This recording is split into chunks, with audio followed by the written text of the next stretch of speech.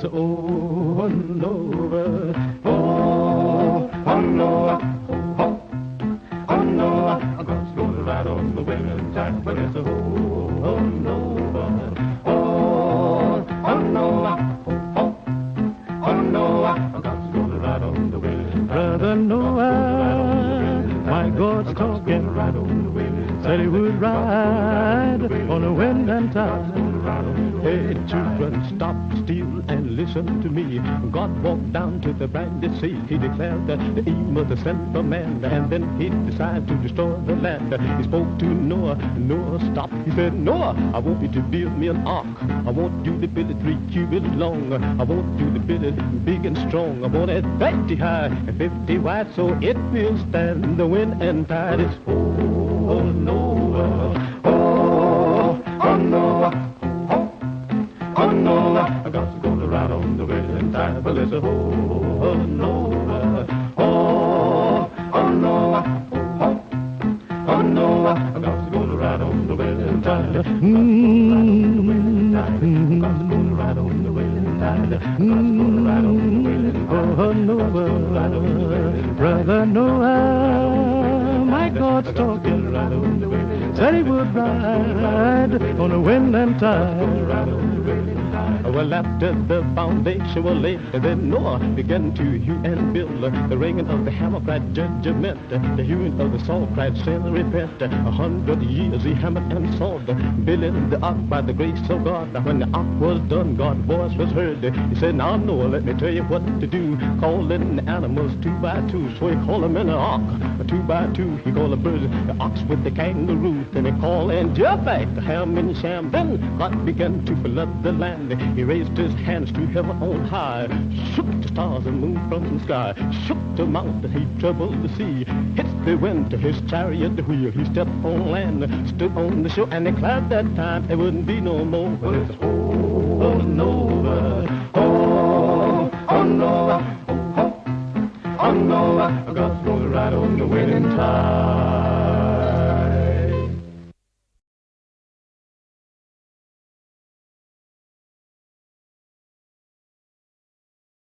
Bonjour, cher public inexistant, bienvenue sur la chaîne du Merdier. Ça fait plus d'une semaine qu'on n'a pas été à l'antenne, ça commence à faire un petit peu long. Donc on revient pour s'agiter, pour montrer qu'on existe. Vous êtes toujours sur la chaîne de 2 types qui répondent à des questions que personne ne leur pose. Et aujourd'hui, on va s'en poser justement des questions sur un jeu qui s'appelle Assassin's Creed Origins, mais on va globalement réfléchir plus spécifiquement en fait sur la licence auquel appartient ce jeu, Assassin's Creed. Alors tout le monde en a déjà entendu parler, c'est comme Super Mario, c'est comme Zelda. Voilà, les gens connaissent Assassin's Creed, ils savent pas toujours comment l'écrire, mais voilà, tout le monde a déjà entendu ce nom-là. Beaucoup trop. Et aujourd'hui, je suis avec Jean. Bonjour Jean. Salut tout le monde. Donc, on va vous faire une petite rétrospective sur le jeu. Alors c'est un petit peu particulier parce que, bon, déjà aujourd'hui, moi je suis pas très réveillé. Jean, lui, il a beaucoup plus la patate et c'est tant mieux parce que c'est lui qui va plus ou moins... il va guider un petit peu plus l'émission que d'habitude. Pour cette fois. Voilà, il a choisi ce jeu. C'est une licence qui a des caractéristiques un petit peu différentes des autres licences de jeux vidéo qu'on vous a parlé, puisque c'est une licence qui est quand même en état d'obésité morbide. On va revenir dessus. C'est une licence qui possède beaucoup d'opus. 22. C'est une licence. Ah oui, mais non, mais dans le titre, tu m'as dit 22 à écrire, genre. Ah oui. Quand je l'ai lu, je me suis dit, mais non, c'est pas possible. Et en fait, si.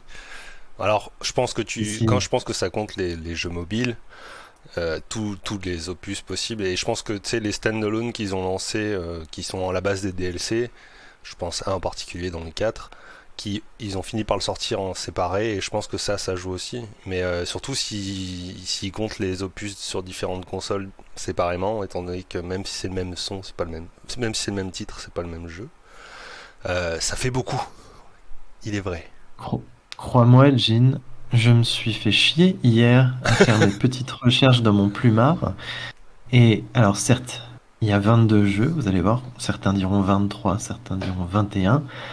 Il y a en tout cas 12 jeux principaux, plus un en préparation. Tout ça, je vais y revenir en détail. On couvre plein de périodes historiques, plein de lieux géographiques.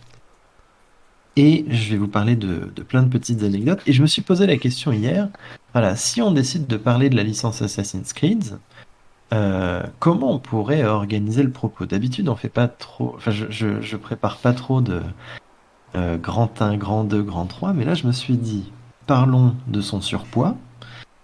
Ensuite, je me suis demandé, est-ce que ça serait pas intéressant pour vous d'entendre vraiment notre avis sur déjà Assassin's Creed Origins, le jeu qu'on va vous présenter aujourd'hui, mais aussi globalement sur la licence. Et après, moi j'avais un petit peu pris la température au sein de nos amis, etc., autour de nous, en leur demandant, voilà, qu'est-ce que vous pensez de la licence Assassin's Creed? Certains m'ont répondu, m'ont même parlé, enfin m'ont donné leur avis spontanément, quand ils ont su que qu'on allait faire un live sur cette série.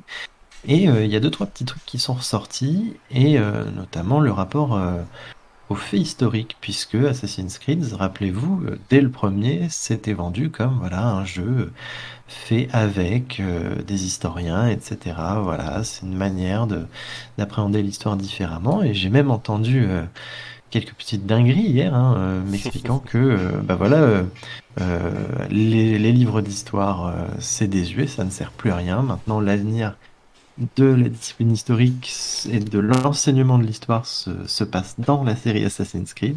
Alors dire Et ça bah, tout ça. à un historien et prof d'histoire. Oh Oui, mais ça, on va y revenir plus en détail parce que c'est un sujet qui est quand même très intéressant et qui est, je trouve, une idée qui est légitime.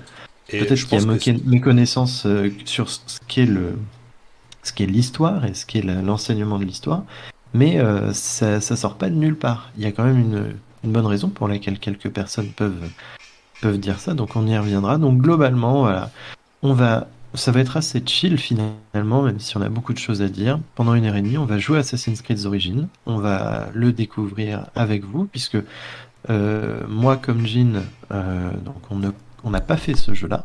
Jean, lui, il a fait aucun opus de la nouvelle trilogie qu'on va appeler trilogie mythologique, hein, qui est beaucoup plus orientée là-dessus que les précédents.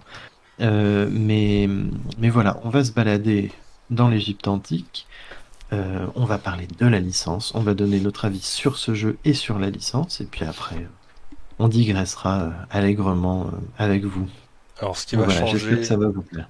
ce qui va changer de ce qu'on fait d'habitude sur la croisière, c'est que, mis à part évidemment Undertale, mais là, c'est pas de la full découverte parce que on a tous les deux apprécié les trois premiers opus, notamment Arfarius, le premier principalement. Euh, mais pour le coup, on a décidé pour cet opus de ne pas commencer le jeu du tout et d'être vraiment en full découverte. Donc au début, si on parle pas beaucoup, c'est parce que voilà, on voit. En gros, on s'est dit, on lance pas le jeu avant parce que il y a plein d'éléments qui sont dans la saga Assassin's Creed. On veut voir s'ils ont été conservés, notamment la timeline présent avec toute la question d'Animus, etc. Moi, qui me tient énormément à cœur. Parce que je suis un très gros fan de la première trilogie. Pour moi, c'est vital d'avoir cette notion de retour dans l'histoire de l'ADN du personnage, etc. Chose qu'ils ont plus ou moins respecté dans le 4, même s'ils sont partis en cacahuète.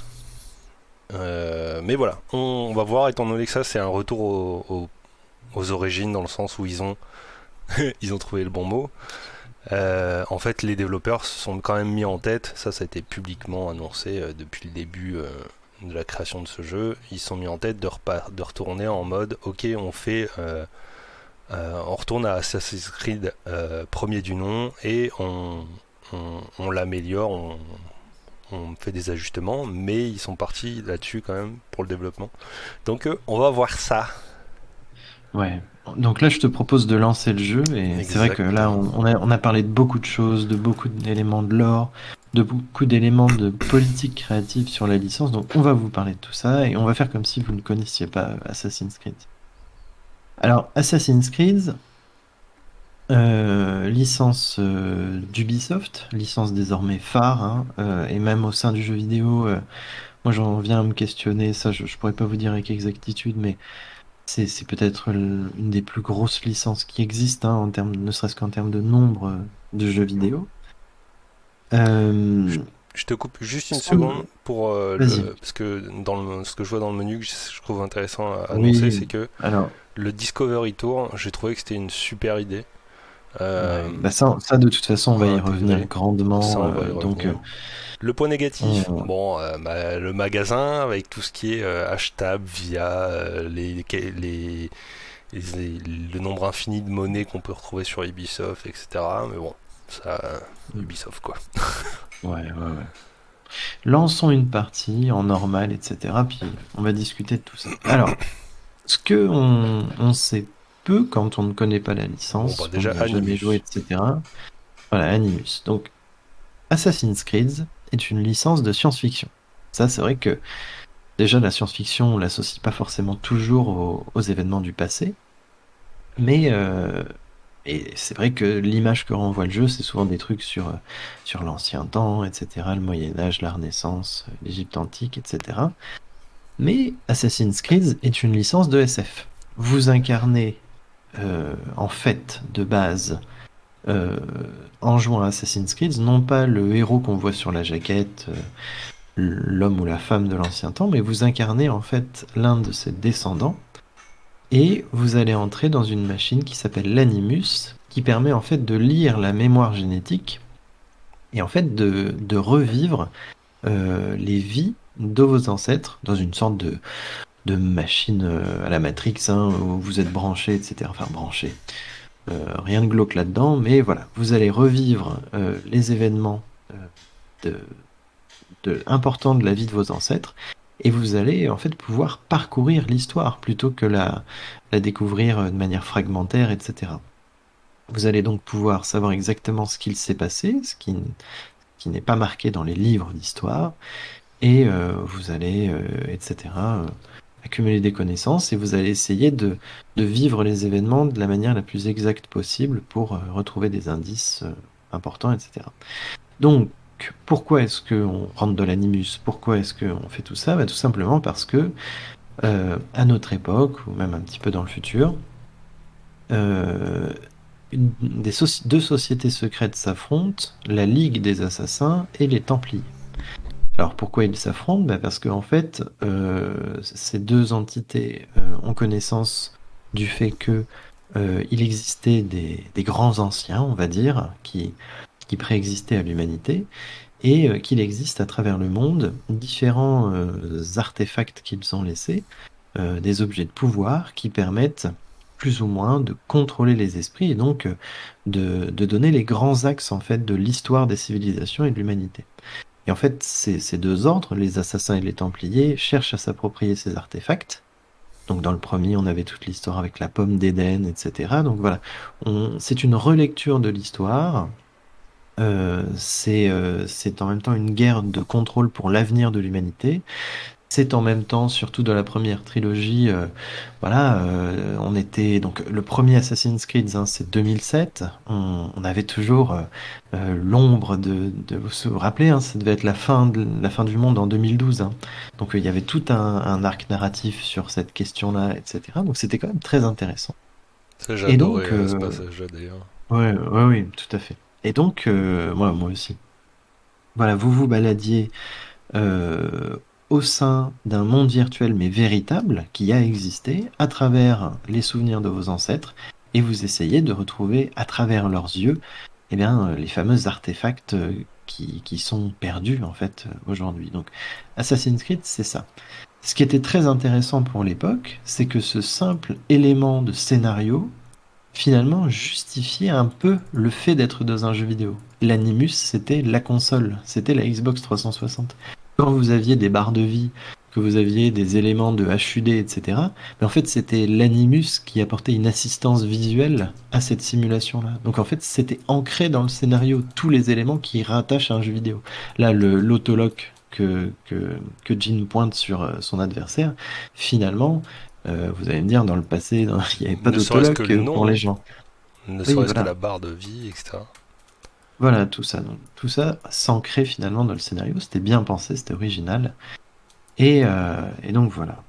Donc peut-être quelques petits éléments sur cette licence. Donc Assassin's Creed, premier du nom, euh, 2007, hein, ça commence déjà à dater.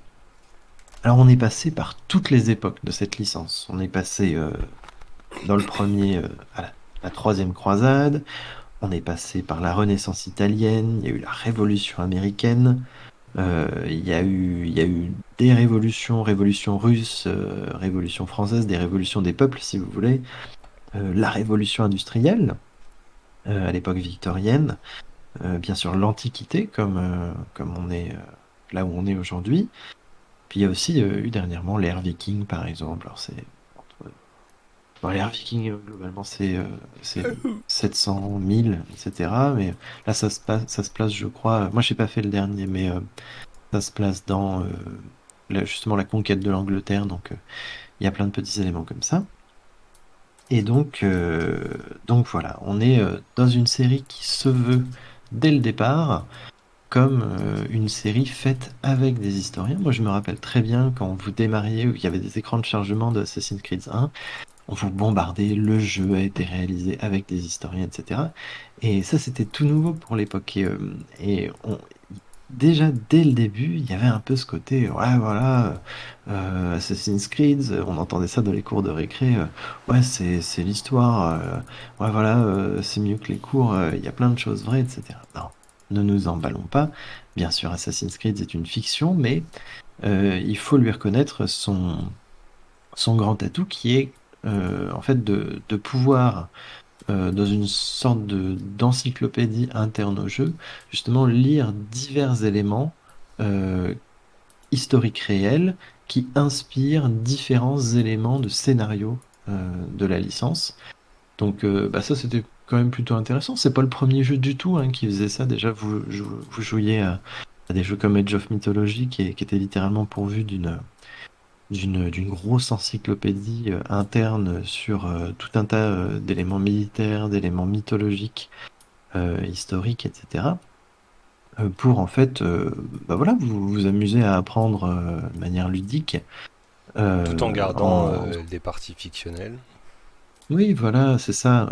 Et Assassin's Creed, ce qui est assez particulier, c'est qu'il y a eu un raccourci quand Fictives, même pardon. fait très vite, hein, un raccourci de beaucoup de gens ont dit voilà. Salut Sirocco. Il s'est passé plein, ça s'est passé comme ça, etc. Moi, j'entendais déjà à l'époque, et j'avais même vu des émissions sur des historiens qui revenaient en fait sur l'engouement de ce jeu et expliquaient, voilà, bon, attention au raccourci. L'histoire, je vous le dis tout de suite, hein, c'est la chasse au raccourci, c'est le questionnement constant, etc. Et dès qu'on a un élément qui vous dit, voilà, ça s'est passé comme ça, on vous invite toujours à pas aller trop vite et à réfléchir, etc.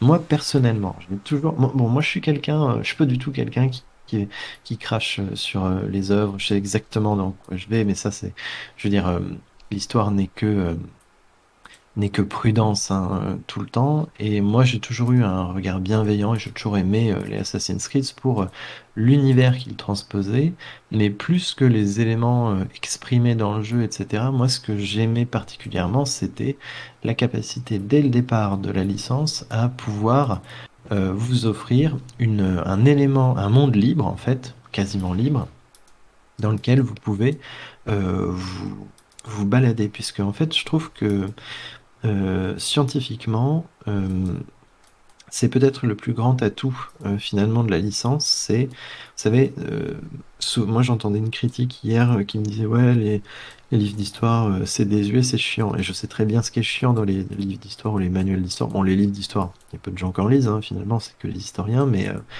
dans les manuels scolaires, c'est vrai qu'on a deux trois pauvres images, une mosaïque par-ci, une toile par-là. Enfin, des sources de texte, ça donne pas envie, quoi. Et c'est dur, des fois, d'apprendre aux gens l'histoire, puisqu'il y a une sorte de distance entre la conscience de ce qu'était le temps passé, chez un archéologue ou chez un historien, encore plus chez un archéologue. Ben ça, c'est quelque chose qu'on construit chez ce scientifique-là. Et quand vous lui dites Moyen-Âge, il a une vision très précise, n'importe quelle période, néolithique, etc., une vision très précise, lacunaire certes, mais de ce qu'était la vie concrète, euh, l'environnement, etc. Et ça, c'est quelque chose que finalement, les gens qui sont en dehors de ce milieu-là, c'est pas une évidence pour eux. Et moi, ce que j'ai toujours trouvé bien de Assassin's Creed, avec son taux d'erreur et son taux de lacune, entendons-nous bien, c'est que, voilà, je pense par exemple à Assassin's Creed 1, moi, ça m'a profondément marqué quand j'étais petit, de me balader dans la ville d'Acre. Parce qu'en fait, on, on se sentait, voilà, cette cité assez importante, avec il y avait quand même beaucoup de passages, etc. On voyait ce qu'étaient les quartiers miséreux, on voyait ce qu'étaient les quartiers riches, on voyait comment était structurée la ville, on voyait le soleil écrasant sur cette pierre blanche, etc. Et ça, c'est des choses auxquelles moi j'ai été sensible. Et peut-être que les gens se rendent pas compte, mais pour moi, Assassin's Creed, son atout en tant qu'élément historique, c'est sa capacité à montrer l'histoire sans l'exprimer, en fait, sans la discuter, mais en cherchant à la reproduire. C'est quelque chose qui a conservé la série très longtemps, parce que vous avez par exemple de Assassin's Creed Unity, je crois que c'est Unity, oui, qui se passe à la Révolution française, où il y a eu tout un travail fait pour construire la cathédrale de Notre-Dame, enfin remodéliser, je veux dire, la cathédrale de Notre-Dame. Ça, c'est quand même très intéressant. Je crois même que ça a été utilisé pour, lorsqu'elle a été partiellement détruite, justement pour, enfin voilà, c'est devenu une source en fait secondaire finalement. La modélisation qu'avaient utilisé les développeurs pour faire le jeu, ça a été utilisé pour justement réfléchir à la reconstruction, etc. Et moi, ça, j'ai toujours adoré. Et on voit bien que de toute façon, là, tu parlais du Discovery Tour, donc c'est un élément que je trouve vraiment, vraiment intéressant. Et je remercie les développeurs. Le Discovery Tour, c'est un mode de jeu qui existe dans les derniers Assassin's Creed, en tout cas la dernière trilogie. Je sais plus si ça avait été le cas pour d'autres opus, je ne crois pas, mais en fait, c'est un mode Non. où il n'y a pas de scénario, où il n'y a pas du tout de notion de danger, hein. Votre personnage ne va pas mourir, mais c'est un mode pacifique, en fait, un mode balade, où vous pouvez vous promener dans les environnements et où énormément d'encarts et d'explications vous sont fournis sur des choses des choses très quotidiennes. Je vois par exemple, là, t'étais à côté d'une urne dans ce temple. Ben voilà, ça vous parlez de la céramique, etc. Nanana. C'est Donc vraiment une visite c'est de vraiment musée en fait, comparé. c'est une visite virtuelle en fait, Ouais. D'ailleurs, qu'on avec peut une faire dimension en VR, il me muséologique. semble. Oui, oui, oui, il y a Pour tout un encore plus tas de trucs d'immersion. comme ça. Ce qui est très, très intéressant parce que le principe d'un Assassin's Creed, c'est quand même que vous êtes un adepte du parcours, hein. Vous êtes un Yamakasi qui peut courir partout, grimper sur n'importe quoi, etc. Donc vous êtes à échelle humaine et en même temps vous êtes à une échelle finalement très aérienne où vous pouvez voir des grands ensembles, vous placer à des points de vue. C'est comme si vous aviez une machine à voyager dans le temps, que vous partiez dans le passé et que vous emmeniez votre petit drone avec vous pour faire des plans larges et vous rendre compte de l'ampleur de certains sites, etc. Donc ça, c'est vraiment bien. Et donc, la série s'est très vite imposée. Elle a par contre complètement supplanté une autre série Ubisoft, hein, qui est Prince of Persia, mais qui commençait déjà pas mal à s'écrouler à l'époque, hein. Donc, bon, elle Ouais, a, il disons, vieillissait achevé ses mal. souffrances. Ouais. Et, euh, et donc, vous avez cette série qui a très bien marché, et elle a tellement bien marché, bah, qu'ils se sont dit, bon, bah, on va essayer d'exploiter le truc au maximum. Alors là, c'est le premier revers qui se profile, je trouve. Alors pour vous donner une petite idée de à quel point finalement c'est gros Assassin's Creed, je parle de la licence, et finalement, disons que va vite se poser la question de est-ce que Assassin's Creed ce serait pas plutôt la quantité aux dépens de la qualité? Je vais vous expliquer pourquoi. Je pense qu'au début Quand vous c'était pas le sortez cas, mais ça l'est devenu. Ouais, ouais. En fait, je pense que en même temps, on peut pas leur en vouloir. On va discuter de ça. Alors, je vais vous dresser un petit panel et puis on va en discuter après. Alors, le premier Assassin, on va parler tout d'abord de 12 jeux. 12, hein, déjà 12, ça fait beaucoup. Mhm. Mais ouais, alors il y a 12 opus principaux dans Assassin's Creed. Alors le premier, mais en même temps, l'histoire, c'est tellement large, c'est tellement long, c'est tellement grand que on a envie de tout raconter et je les comprends, tu vois, mais donc le premier Assassin's Creed, donc on Malheureusement, je est pense pas que ce soit avec une aussi bonne volonté qu'ils ont commencé à en faire un format bah, annuel. Mais c'est complexe. En 2014, il y a un monsieur qui s'appelle Darby McDavid. Alors c'est pas n'importe qui hein, au sein de la machine Ubisoft, c'est le scénariste et directeur créatif de Assassin's Creed Black Flag et Révélation. Et lui, il affirmait dans une interview, au contraire de certains autres grands développeurs hein, de la série, mais lui, il exprimait son point de vue et il disait en interview, voilà, techniquement, il est possible que la série Assassin's Creed soit infinie. C'est-à-dire, c'est envisagé au sein du studio de se dire, voilà, c'est une série qu'on conclura jamais. On sortira toujours des opus tant que Ubisoft existera en fait.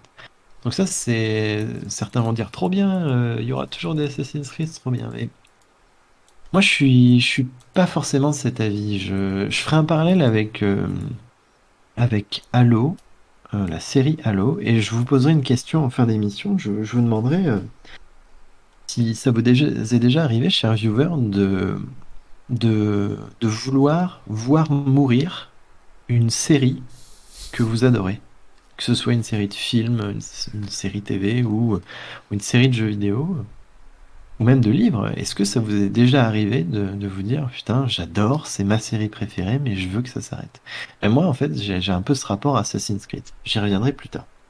Donc déjà, on brasse très large hein, dans la série Assassin's Creed. On est Assassin's Creed premier du nom, troisième croisade, le 2, alors merveilleux le 2, hein, Jean, je sais pas ce que t'en as pensé. Donc déjà, t'en as pensé quoi du premier, toi? Donc premier, époque médiévale, croisée, sarrasin, grosse découverte. Pour templier, moi, etc. genre, c'était vraiment un renouveau en fait. Le premier, de base, c'était ça, ça te lâche dans un environnement très peu, voire jamais vraiment utilisé à 100%, avec une fausse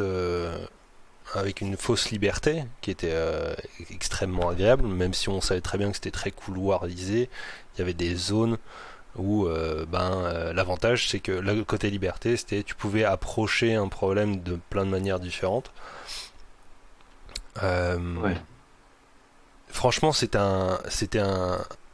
un gros renouveau en termes de jeux vidéo. Et le deuxième, pour moi, c'était une pure folie. Moi, je l'ai farmé. Le 2, je pense que c'est celui sur lequel j'ai passé le plus de temps.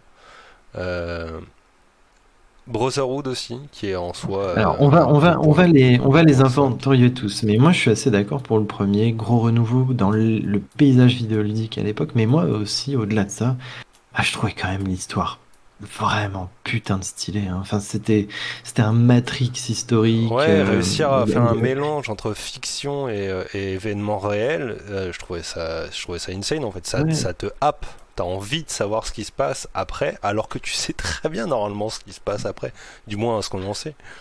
Et Bon, je vous le dis tout de suite, hein, mais pour moi, en fait, je retire tout ce que j'ai dit. La licence, elle est trop bien parce que dans Origins, bah voilà, c'est bon, on peut enfin chevaucher un dromadaire, hein. Pour moi, non mais ça n'a jamais été fait dans le jeu vidéo, c'est bon. On peut arrêter le développement du jeu vidéo en général, hein, ils ont accompli le maximum possible.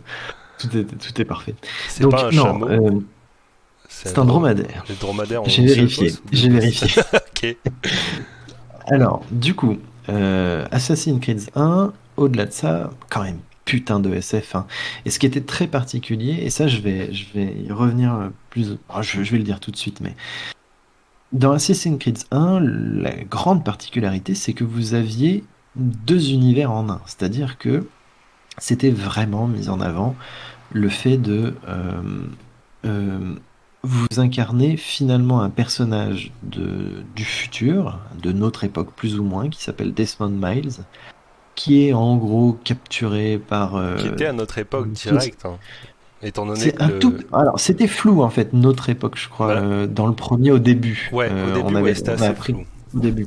C'est au 3 où on a vraiment eu cette notion de Voilà. temps direct, ce qui est génial, ce qu'il est sorti. Je fais une toute petite parenthèse rapide. Il est sorti le 21 décembre 2012. Mm. Et il y a justement cet impact dans le 3 Attends, qui est en lien le avec. 3, ouais. Ouais, il y a un Ouais, ouais. lien avec cette date, comme quoi en gros ils ont pris tout le délire avec le calendrier Maya et là ils l'ont exploité à fond. Et je trouve ça génial parce que dans le jeu, tu vois la date sur la radio du van dans lequel ils sont. Et, Ouais, euh, et en fait, ce qui est ouf, c'était- c'est que moi je l'avais précommandé, du coup j'ai joué le jour même, tu vois. Et en fait, Mm. ça a fait trop bizarre de te sentir genre, c'est le jour auquel t'es en train de jouer, tu vois. Et en fait, il jouait vraiment sur la carte prophétique de, voilà, on vous raconte une histoire de SF où vous avez l'impression que dans le jeu vidéo lui-même, il y a un message caché où on vous explique la vraie vérité du monde avec des sociétés secrètes qui se battent et en fait, tout était prévu et on glisse ça discrètement auprès de la population à travers un jeu vidéo. Enfin, c'était assez fou et moi, Mise en j'adorais abîme. dans la première saga, c'est-à-dire la saga de Desmond qui s'est conclue avec le Assassin's Creed 3. Moi, dès le premier, j'adorais. C'était limite ce que je préférais. Ce côté où vous incarniez un personnage de notre époque qui est qu'on oblige justement à travers une machine qui s'appelle Animus, à fouiller les souvenirs de ses ancêtres pour retrouver des choses, mais on lui dit pas trop quoi, et il va le découvrir, etc. Il va découvrir qu'il n'est pas le premier à être trituré par l'Animus, et peut-être que en fait les informations qu'il détient dans sa mémoire génétique sont peut-être dangereuses pour l'humanité, et quelles sont les intentions de ces scientifiques qu'il étudie, qui sont somme toute très sympathiques, mais voilà, c'est inquiétant. Moi, j'adorais et on voulait savoir ce qui se passait en fait, et c'était fou. Et là, je pense que c'est assez criant, hein. T'as lancé Origins, t'as vite fait vu un Animus, mais bon, c'est quand même assez sommaire, quoi. Ouais, ça, Et du coup, je suis un peu déçu parce que ça te lance direct dedans. Dans le en 4, fait, il y c'est avait ça ça. aussi, alors que. À l'origine, Assassin's Creed, comment dire, l'histoire principale, bizarrement, ne se passe pas dans les temps anciens. Du C'est tout. censé être C'est une une prolongation. ESF qui est mise en relation avec le temps présent. Et ça, c'était génial. Et ça, la série s'est oubliée. Mais bref.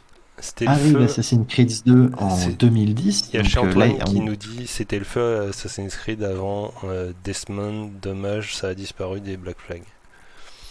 bah, en fait, ça a disparu. Je pense honnêtement que si ça avait continué, ça aurait été de la merde. Dans le sens où une histoire, ben, une bonne histoire se termine, tout simplement. Et Mhm. je pense qu'ils pouvaient pas traîner ça trop longtemps. Euh, mais il voulait quand même continuer la série. Donc oui, on peut considérer que la vraie licence Assassin's Creed s'est éteinte ben, finalement à partir du 3 quoi. Mais ça, on va y revenir. 2010, Assassin's Creed 2 sort. Et là, on est vraiment, qu'on aime ou pas, enfin, que ce soit pas notre préféré ou quoi que ce soit, ça n'a rien à voir, mais je trouve que d'un point de vue technique, d'un point de vue scénaristique, même d'un point de vue mise en scène et publicité, Assassin's Creed 2, c'est le meilleur Assassin's Creed. Enfin, je veux dire, je Ah, le ça me fait prends en plaisir que rapport tu à... me dises ça parce que avant tu disais que c'était le 1, etc. Non, non, non, non, non. Moi, je disais que le 1, c'était mon préféré. Ok, Et c'est ouais. toujours mon préféré. Mais le 2, à un moment, quand tu es impartial, etc., ne serait-ce que par l'impact, parce que j'entends souvent, ouais, et euh, Brotherhood après, Révélation après, il est encore mieux que le 2. Mm. Enfin, c'est un peu comme dire, enfin, au bout d'un moment, il est tellement pionnier le 2 dans Pour tellement de moi, trucs c'est qu'à un des moment, grosses respect, quoi. extensions, hein, le Brotherhood Ouais. et Révélation. Pour moi, c'est la suite logique. Pour moi, le 2 englobe ces trois-là, tu vois. Ouais. Alors le 2, vous aviez reconstitution de la Renaissance italienne, vous Et avez oui, je suis techniquement, d'accord. Best il jeu. était encore meilleur. Moteur Avoc, hein, on en a parlé dans... Euh, merde, c'était quel jeu? Dans Oblivion l'autre jour, donc moteur Avoc très bien exploité. Vous aviez tout un côté gestion avec le fait que vous avez un domaine, puisque vous êtes un noble au sein de la Renaissance florentine, et vous pouvez, enfin en fait, vous allez rencontrer énormément de d'œuvres d'art au cours de votre aventure, de richesses, etc., d'objets technologiques. Vous allez rencontrer des grands personnages de Vinci, etc. Vous allez résoudre des énigmes qui vont vous en apprendre plus sur l'histoire de l'art, sur l'histoire en général. Enfin, c'est vraiment beaucoup mieux amené. C'est Assassin's Creed 2 est en fait le premier vrai Assassin's Creed. Je pense qu'ils ont vraiment compris. Finalement, le 1 n'est qu'un premier jet. Ouais, Le et 2 est un accomplissement. c'est un crossover avec, avec, comment il s'appelle? Excuse-moi, je suis perdu, j'ai le jeu là, mais allez, assis-toi là. Enfin bref. Non, mais en fait, C'est un crossover avec Prince of Persia, tu vois, le 1. C'est- oui, voilà, c'est un peu l'adieu à l'ancienne licence. On est dans l'acrobatie, mais en même temps on ajoute de l'infiltration, mais on a un côté finalement assez couloir, un côté où vous maîtrisez pas totalement, mais en même temps c'est logique hein, dans l'histoire. Votre personnage il évolue de manière linéaire finalement. Il est OP au début du jeu, ensuite il perd tout parce que éléments de scénario et tout, et vous regagnez petit à petit votre puissance avec différents éléments.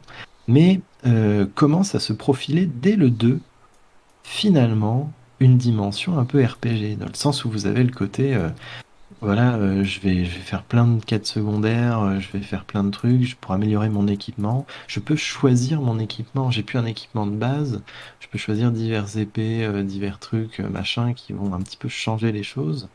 On est toujours similaire au niveau du gameplay, mais voilà, il y a une dimension aussi beaucoup plus aérienne.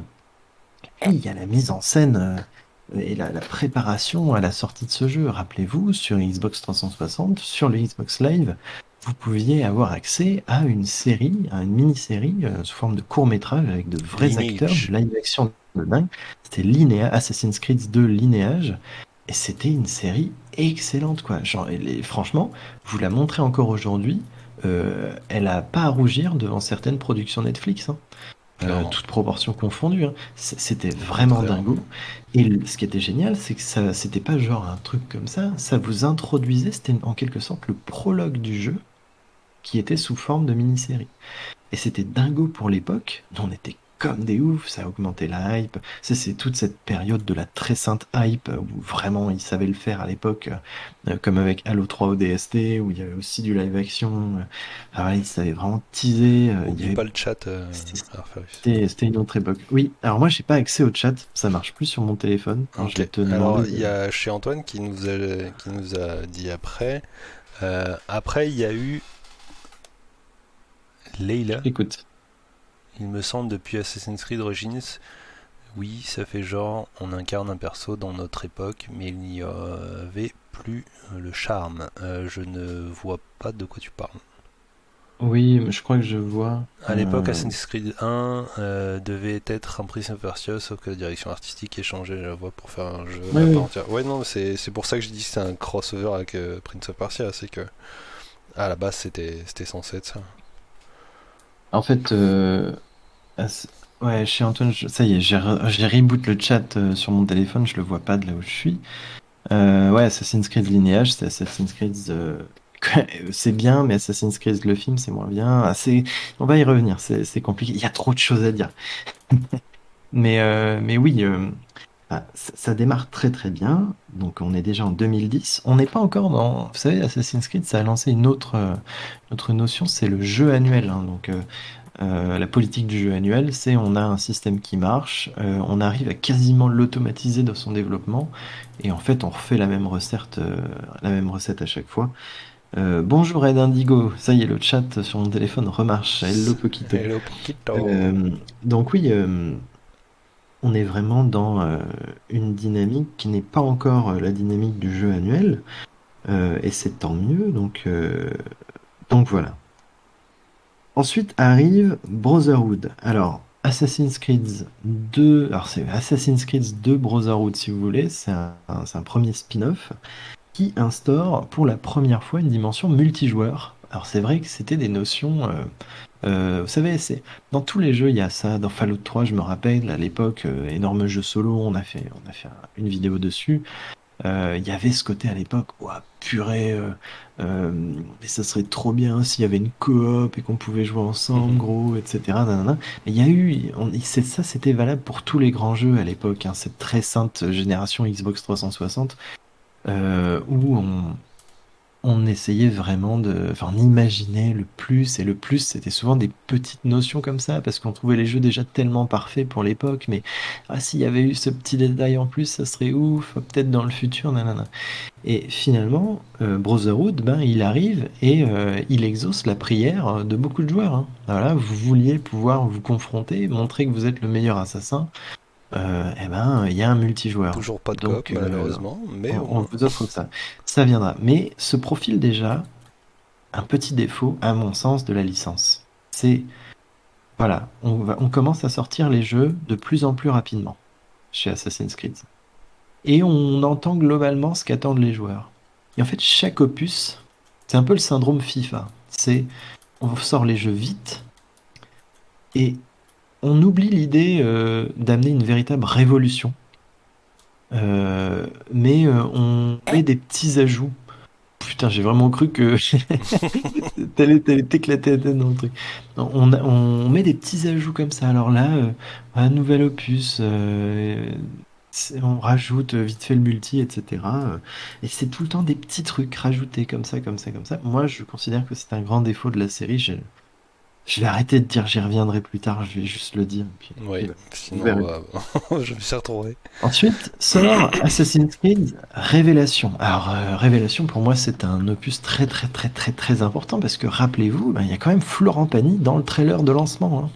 Et oui, ça vous vous en rappelez pas. Vous allez sur YouTube, vous tapez Assassin's Creed Révélation trailer et ben vous allez voir que Ezio Auditore, ben, maintenant c'est Florent Pagny. Et ben, c'est trop cool, hein. Vive la France, Cocorico. Florent, on t'embrasse. Et donc voilà, 2011. Le précédent jeu, c'était 2010. Ah ouais, trop bien, un jeu, il sort super vite, on a pas le temps de s'ennuyer, nana. Mais c'est le début du jeu annuel. Début de la Bon, fin. on va voir ça. Donc ça se passe à Constantinople, etc. Et on est finalement Oula, dans un opus qui est un peu la conclusion de ce qu'on a voulu faire avec l'arc Assassin's Creed 2, que ce soit au niveau du lore, hein, le personnage de Ezio qu'on incarne adolescent dans le Assassin's Creed 2 et finalement maintenant vieillissant dans Révélation, et on est finalement dans une optimisation un peu générale, un peu globale de ce que devait être bah voilà, Assassin's Creed 2.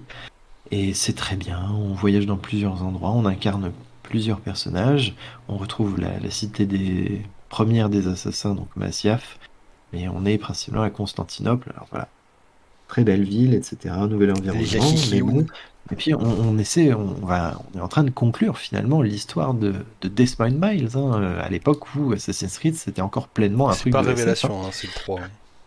Ouais, ouais, ouais. La fin de C'est Desmond le 3, Miles. mais là, c'est le début de la fin quand même, hein. Ouais, C'est ça, au ça, niveau ça... du scénario. l'intrigue finale se lance dans Révélation.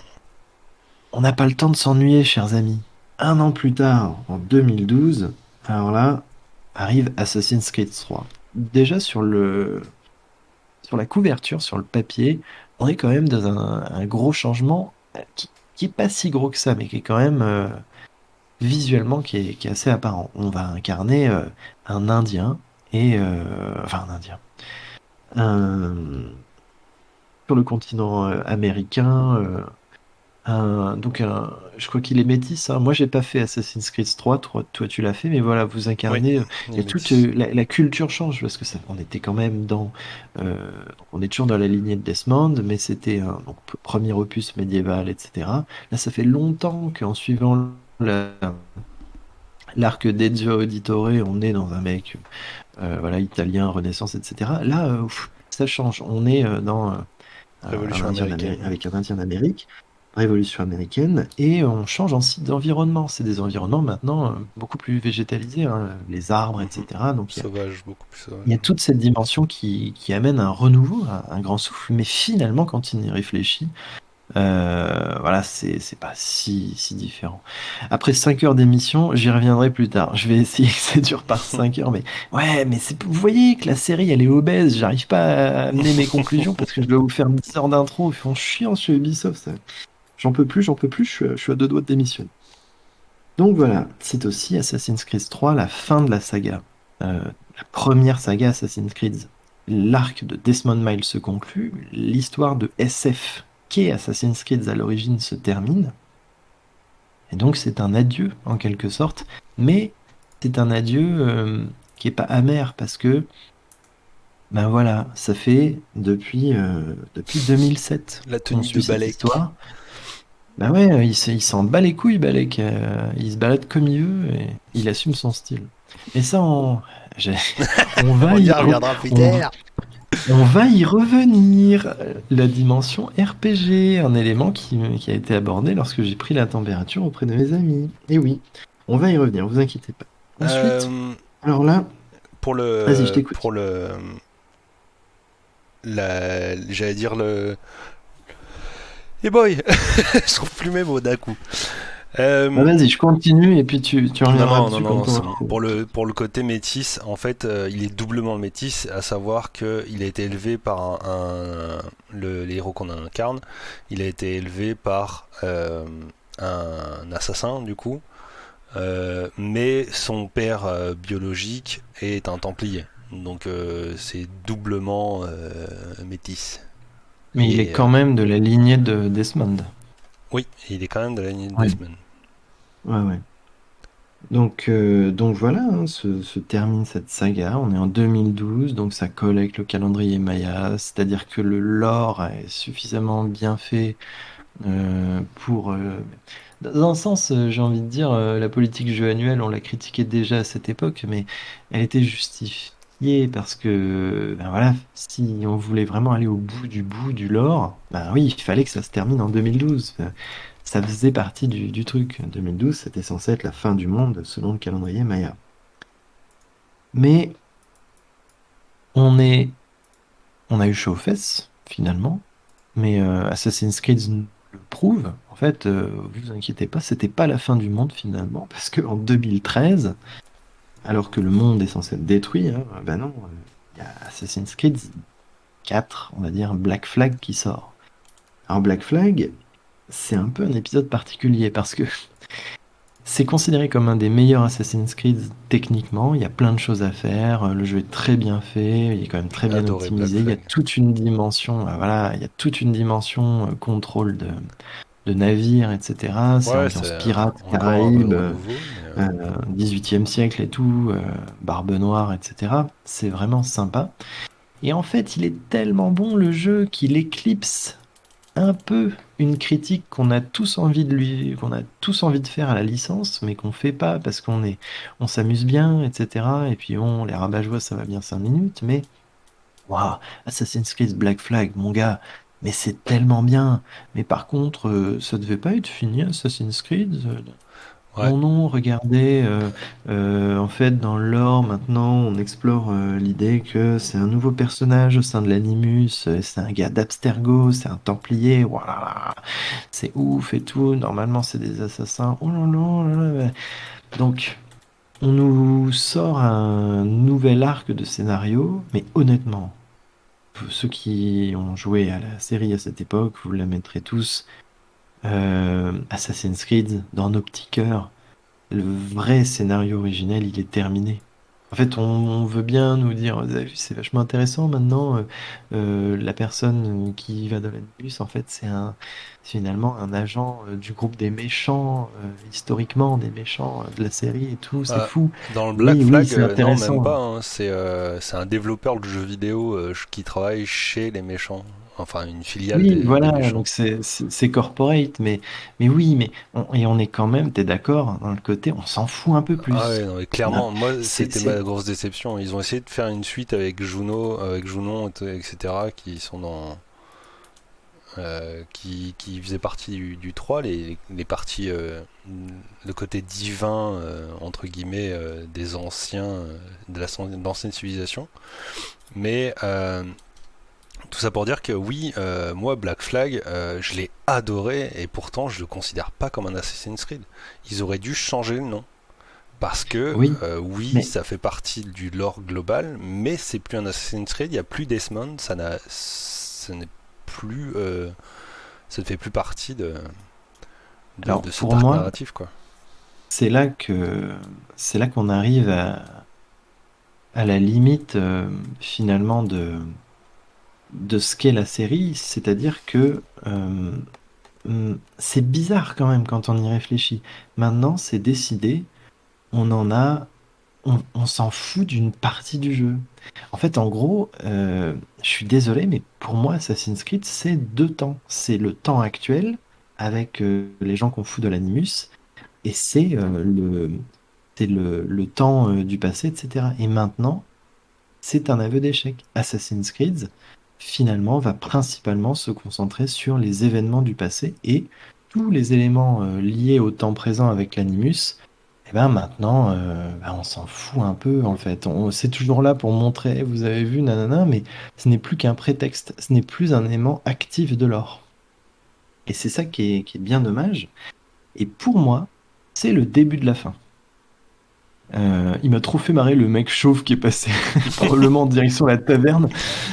Gollum est passé, mais Il bon. y a Edo qui nous dit Salut, au petit final, Gollum. est-ce que tout l'impact, l'aspect entourant l'animus s'efface au fur et à mesure des opus? Alors, pas dans les trois premiers, justement, il y a une grosse, j'allais dire synergie, mais je pense pas que ce soit le bon terme. Il y a toute Ouais, ouais, il y a la, une synergie. il y a une grosse synergie avec l'animus. Je veux dire, c'est quand même la trame présent est extrêmement présente dans les trois premiers, surtout dans le 3 où on passe beaucoup de temps avec Desmond et ses acolytes. Euh, mais par contre, dans le 4, déjà, dans Black Flag, moi, ça m'a choqué en fait de voir que la partie présent, elle englobe peut-être un dixième du temps que tu passes dans le jeu. Et c'est Ouais, ridicule à quel point tu t'en branles. C'est impressionnant. Et, tout à euh, fait. et même la fausse trame qu'ils ont essayé de faire le rapprochement avec les pseudo-divinités là, que je disais juste avant. Ben, mais alors que pour moi Ouais. c'était la trame principale et le plus intéressant dans les trois premiers, tu vois. Donc, mais Et globalement, Ed, ça va vraiment se ternir. C'est-à-dire, enfin, ils vont de plus en plus assumer que désormais, Assassin's Creed, le cœur de Assassin's Creed, ben, c'est le temps passé. Alors, on peut pas leur en vouloir. C'est vrai que c'est ça qui nous intéresse, c'est de se balader dans des environnements anciens qui ont disparu, etc. Enfin, pas forcément, mais voir un quotidien, une esthétique, un environnement qu'on peut plus voir aujourd'hui. Et on transpose en 3D toutes les représentations que se font les archéologues du bâti, du quotidien des randoms qui se baladent, etc. Donc, certes, mais voilà, en cours de route, honnêtement, Assassin's Creed a oublié qu'il était une série de SF. Et moi, je trouve ça dommage. On continue sur la lignée des jeux annuels, hein, un an plus tard. Voilà, maintenant c'est admis, hein, Assassin's Creed est une série de jeux annuels où finalement on reprend toujours le même moteur, on reprend finalement des archétypes, des assets, etc. On remet juste un skin par-dessus, et c'est ce qui permet en fait de sortir on des jeux qui change juste paraissent l'époque au grandioses et final. complets, mais en fait ça commence à devenir tout le temps la même chose. C'est les mêmes systèmes, on reprend des trucs, on rajoute une maçonnerie un peu différente sur les bâtiments, on les replace un peu. Voilà, c'est des Lego en fait, si vous voulez, la conception des Assassin's Creed maintenant. Et donc, Enfin, après la trilogie donc du moins. voilà, on perd en qualité. Mais sort Assassin's Creed Rogue, donc guerre de 7 ans, Atlantique Nord, Assassin's etc. Puis Creed Drogue. Assassin's Creed Drogue, hein, vous incarnez un drogué à cette époque. Ah, c'est vraiment chaud, mais ça montre des choses importantes. Non, non, Assassin's Creed Rogue. Alors là, on est dans cette dynamique. Voilà, on vous montre en fait l'envers du décor au niveau des personnages, des groupuscules, etc. Nanana.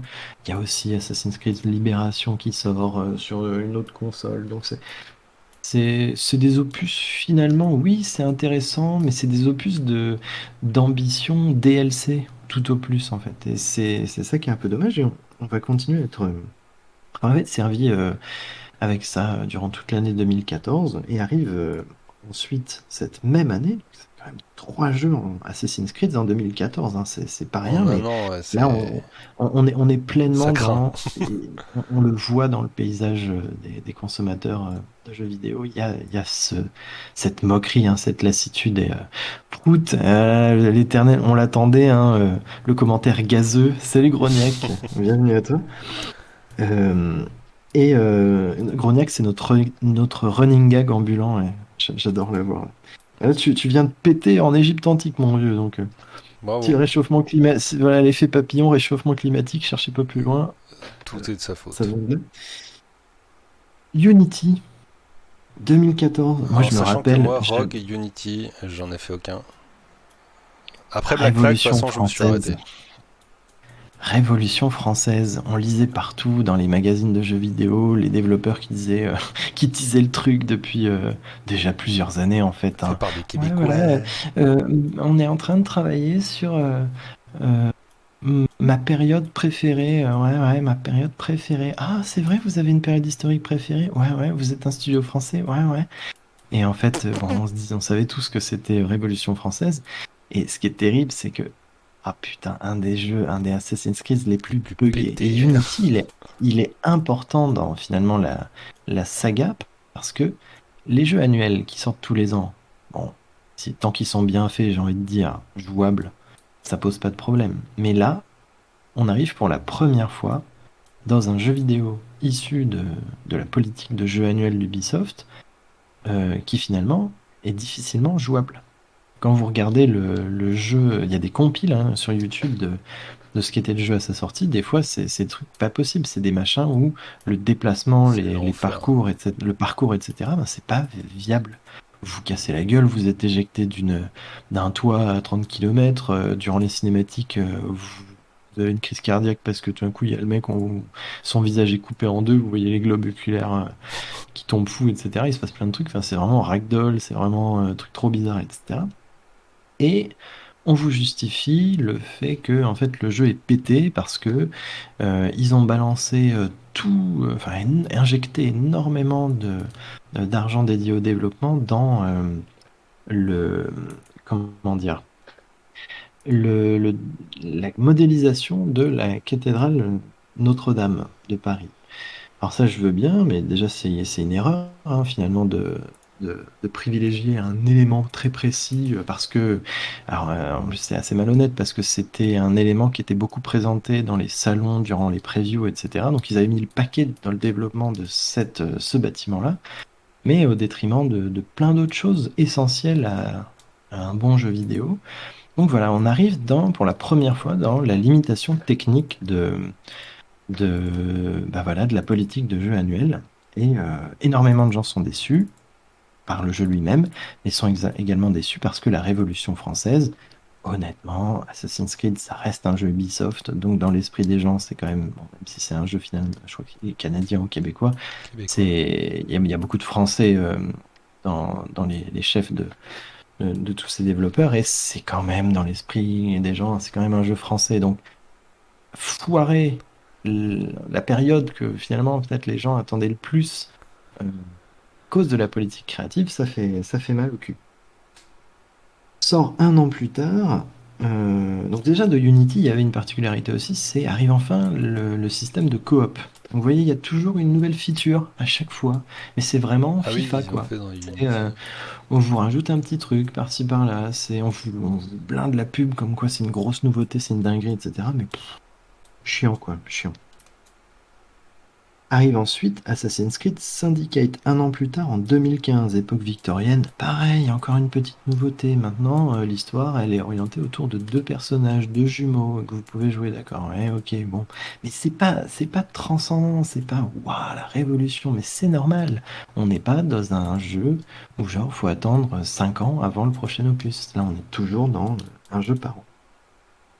Et après Syndicate, Ubisoft se dit, ouais, c'est vrai qu'on fait de la merde et c'est en fait finalement notre réputation, elle est faite maintenant. On est Excuse-moi. des glandus qui sortent des jeux en apparence d'ampleur, mais en fait, on a une recette et on vous sert toujours la même chose avec deux, trois petites épices différentes.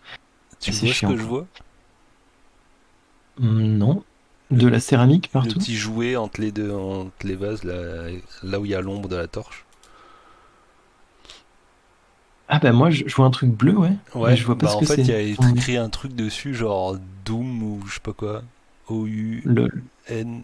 Mais à mon avis, c'est une texture qui est pas chargée. Non, je crois que c'est écrit douille dessus. Ouais, c'est Et, ça. non, Exactement. je vais y revenir sur les éléments de décor un petit peu plus tard. Je vais y revenir.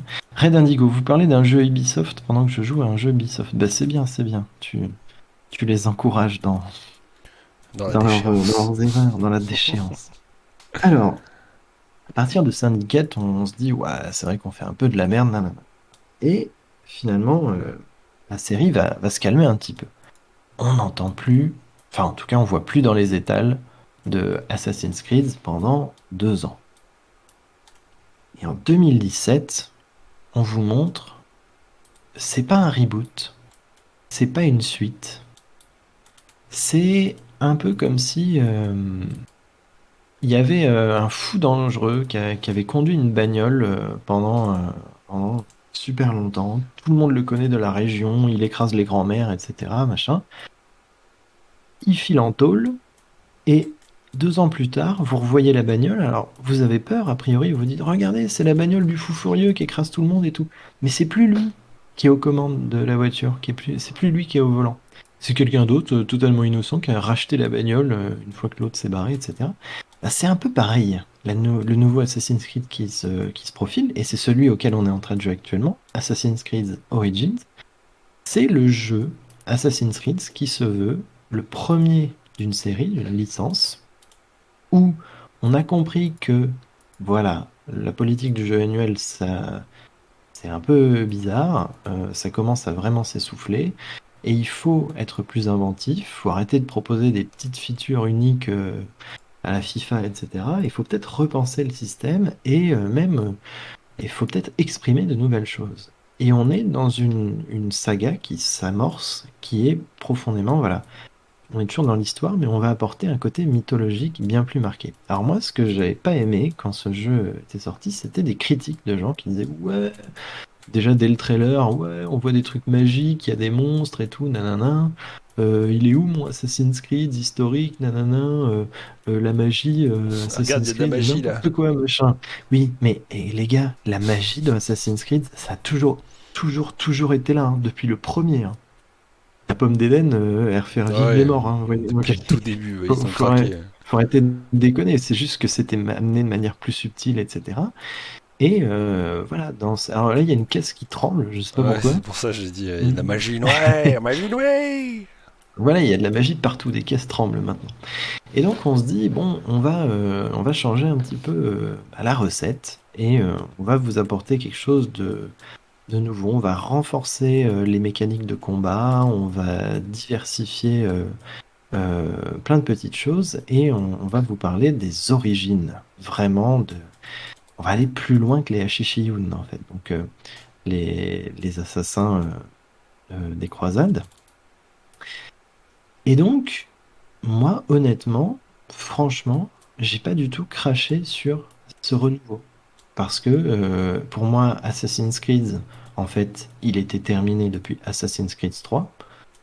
Pour moi, tous les autres opus, c'était des machins dispensables euh, qui finalement servaient à faire tourner une machine économique.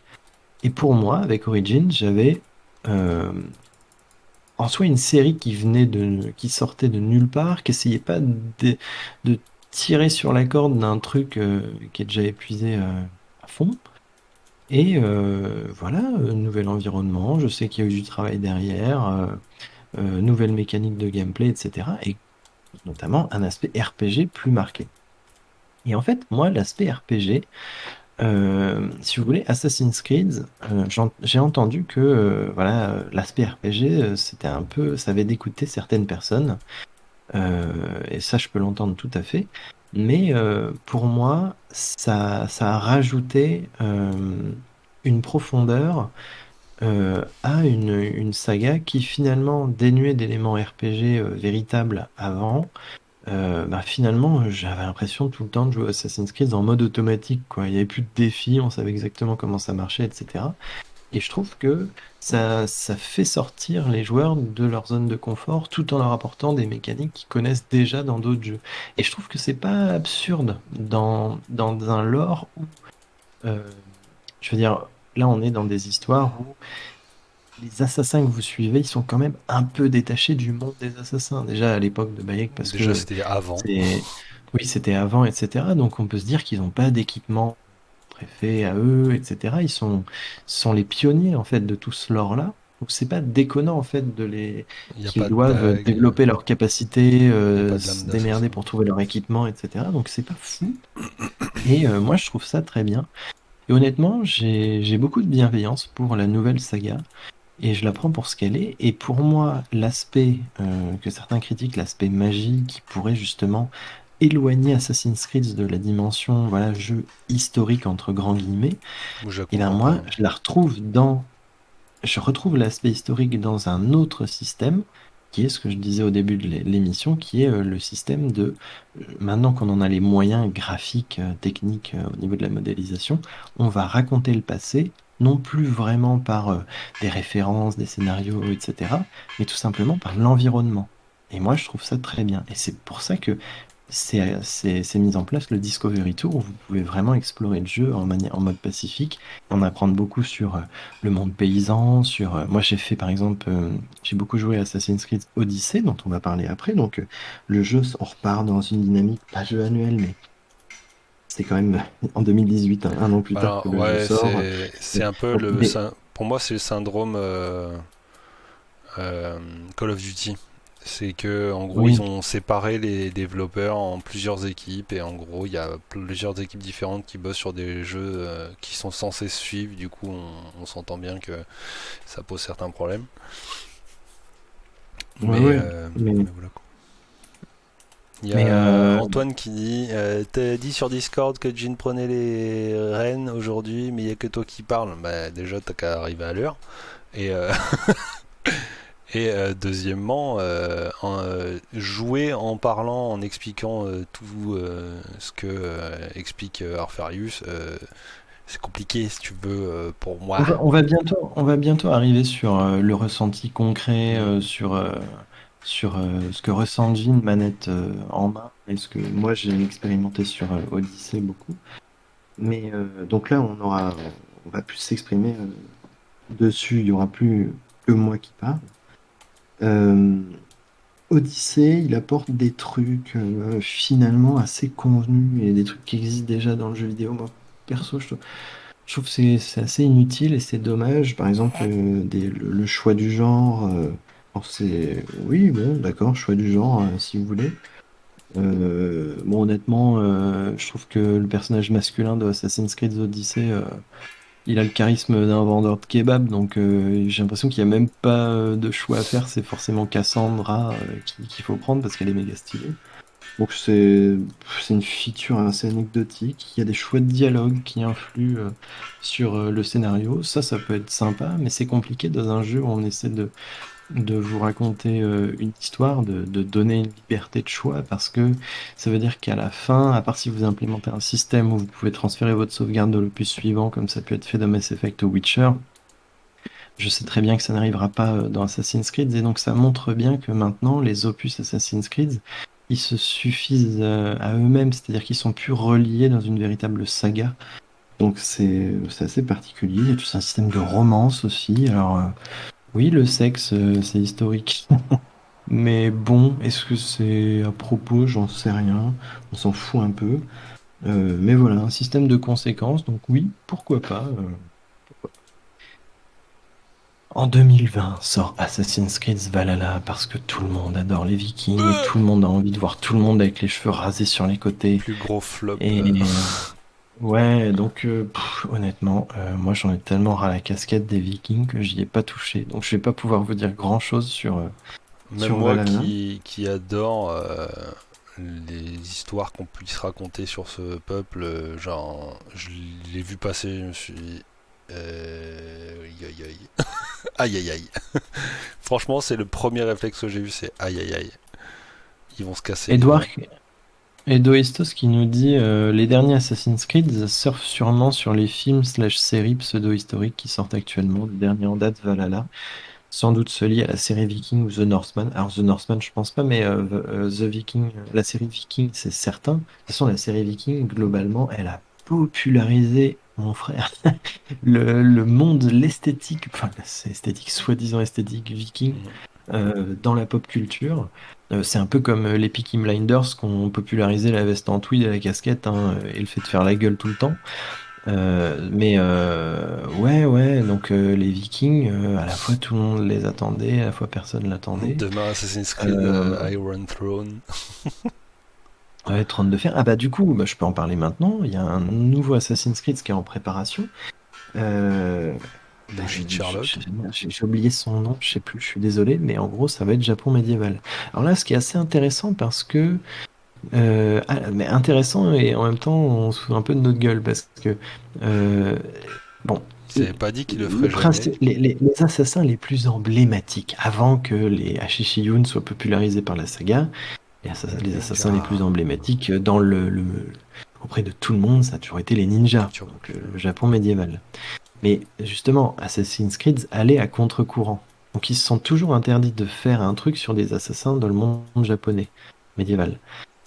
Et ce qui me fait marrer, c'est que pourquoi maintenant, comme par hasard, on décide de faire Assassin's Creed dans le Japon médiéval? Bah tout simplement parce que je pense que c'est pas tombé dans l'oreille d'un sourd, hein, mais quand les gars d'Ubisoft ont vu des critiques sur Ghost of Tsushima où on disait voilà c'est un Assassin's Creed mieux qu'Assassin's Creed, ben, ils l'ont eu un peu mauvaise. Et là ils ont dardard envie de montrer que les assassins au Japon, oui oui, c'est nous qui avons le monopole de l'assassinat dans le jeu vidéo. C'est vrai que leur seul autre concurrent finalement c'est soit un mec avec des lunettes vertes qui brillent dans le noir, soit un chauve avec un code barre à l'arrière de la tête. Donc là ils commencent à s'inquiéter parce qu'il y a des jeux qui ont de bons scénarios, qui sont bons, qui montrent des environnements un peu historiques et assez beaux, et voilà, des jeux qui ont un style, une esthétique, et bah, quand on est une série qui dure depuis aussi longtemps, on s'essouffle, et les gens ont envie de découvrir de nouvelles choses, et je pense qu'ils ont peur de se faire couper l'herbe sous le pied. Donc voilà, vous allez bientôt voir des Japonais grimper sur des immeubles et faire des sauts dans des bottes Ninja. de fleurs de lotus ou de fleurs de cerisier, j'en sais rien. Je vous parlais tout à l'heure de 22 jeux. Alors là, on en est à 12 et il y en a plus un, donc 13 avec le nouveau qui a été annoncé.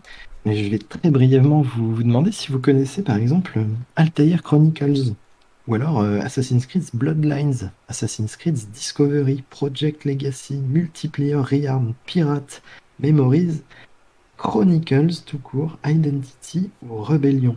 Pirate Eh bien, et les jeux c'est mobiles, non? sorti sur diverses petites consoles portables, divers jeux de téléphone, et c'est officiellement des jeux officiels au niveau du lore. Donc voilà, il y a énormément, 22 jeux.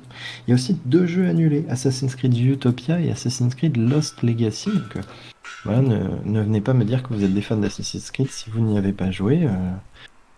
Voilà, je refuserai de vous croire. Vous êtes obligé d'avoir de poncer ces jeux-là. Il y a aussi, parmi J'en les ai jeux que fait j'ai sur cités, il y a mobile, des moi. jeux Facebook, hein, donc Ouais, j'ai ceux fait qui vont tous dans ma Chronicles bibliothèque Steam, me dit Edouard. Chronicles sur Facebook, je l'ai fait. En fait, c'était assez intéressant parce que ça t'a ajouté des trucs dans Black Flag directement sur ta partie, mais bon, à part ça, Ouais, moi j'aime pas trop les jeux qui, qui t'apportent des trucs dans ton jeu, tu vois ce que je veux dire? hmm. Euh, qui sont reliés comme ça. C'est un peu la mode chez Ubisoft, ils font beaucoup ça. Même les jeux avec des applis, où il faut avoir l'appli téléphone pour débloquer des trucs, ça me saoule les jeux qui se suffisent plus à eux-mêmes.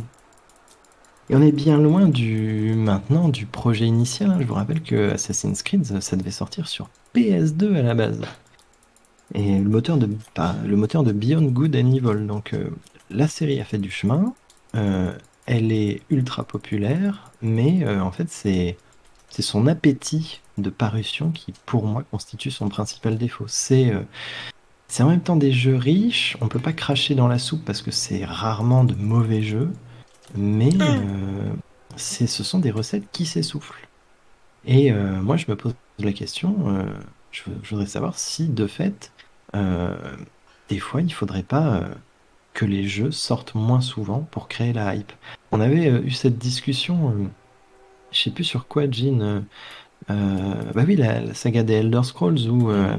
avec Skyrim, ça sort et ça ressort encore, encore, encore sur toutes les plateformes au fil des décennies, depuis 2011, au fil des années. Et maintenant, faut se demander, est-ce que ça saoule pas les gens? Est-ce que en fait, si Assassin's Creed n'était sorti que sur la génération 360 en 2011, en fait, chez Bethesda, ils ont peur qu'on oublie leur jeu, donc ils nous le bazardent et tout, tout le temps, tout le temps, tout le temps. Mais est-ce que c'est pas contre-productif? Et moi, je me pose la même question pour Assassin's Creed. Ce qui est un avantage de Assassin's Creed, c'est qu'il y a toujours ce côté facilement spectaculaire.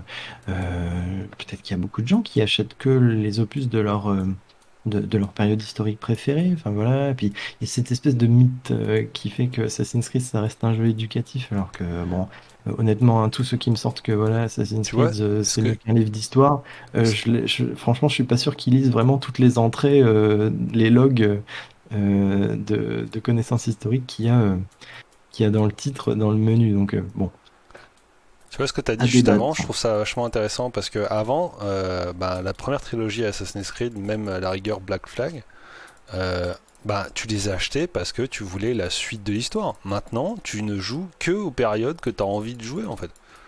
Mais oui, moi c'est pour ça l'égyptologie, je m'en fous un peu.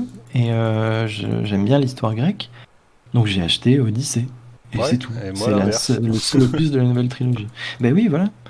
Donc, donc voilà. C'est un bon indicateur. Faut se poser la question. Pourquoi maintenant on achète les jeux Assassin's Creed? On suit plus une histoire. Les jeux sont indépendants les uns des autres quasiment. On essaie de nous faire croire qu'il y a il y a un pauvre truc avec l'animus 2 secondes au début du jeu et à un moment au milieu du jeu, Et mais bon, désynchronisation quand t'es honnêtement. mort. Ouais. Assassin's Creed, c'est des BD, des mangas, c'est 11 romans indépendants, 2 trilogies de romans, Last Descendant, c'est Fragments, c'est 3 courts-métrages, Linéage dont on a parlé tout à l'heure, Ascendant, c'est Ember, c'est une encyclopédie, c'est un film, et c'est une série animée en préparation par ceux qui ont fait Castlevania. Et je sais que beaucoup d'entre vous ont apprécié cette série, moi je ne l'ai pas vue. Et en tout, c'est 155 Beaucoup aimé moi. millions d'exemplaires vendus en 2020. Donc c'est quand même fou, quoi. Et en même temps, dans Odyssée, on pouvait faire comme dans 300 incroyable. Ouais, mais c'est pareil. C'est vrai ils ont bien surfé sur beaucoup de trucs. Moi, ça m'a fait marrer quand j'ai vu l'annonce du jeu. C'est forcément, enfin, marketingment parlant, si tu fais un jeu sur les Grecs, maintenant, aujourd'hui, tu es obligé de jouer un Spartiate parce que c'est les seuls que le grand public connaît, la seule civilisation.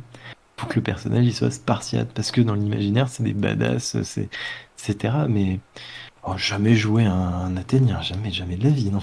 On se respecte ici, monsieur. Non, mais c'est voilà, bon, c'est Assassin's Creed est une série qui surfe sur ce que veut la populace et sur ce qu'aime la populace, etc. Je suis pas sûr que la populace sait ce qu'elle veut exactement, mais bon. Ils ont l'air assez fins pour ça, mais globalement, c'est quand même un aveu de faiblesse, je trouve. Mais Alors, Jean, ton avis sur la licence, globalement, et ton avis sur le jeu que tu es en train de faire, que tu es en train de découvrir. Vas-y, je te laisse la parole. Exprime-toi, mon frère. un pénis. Alors, attends. J'aimerais Edouard nous dit juste les en cacher, même... mais j'y arrive pas. Nanana, un yoni. Oui, oui, oui, alors là, le jeu n'est même pas vendu à un exemplaire, je pense. De quoi? Non, non, il cite une civilisation grecque qui personne connaît. Ok.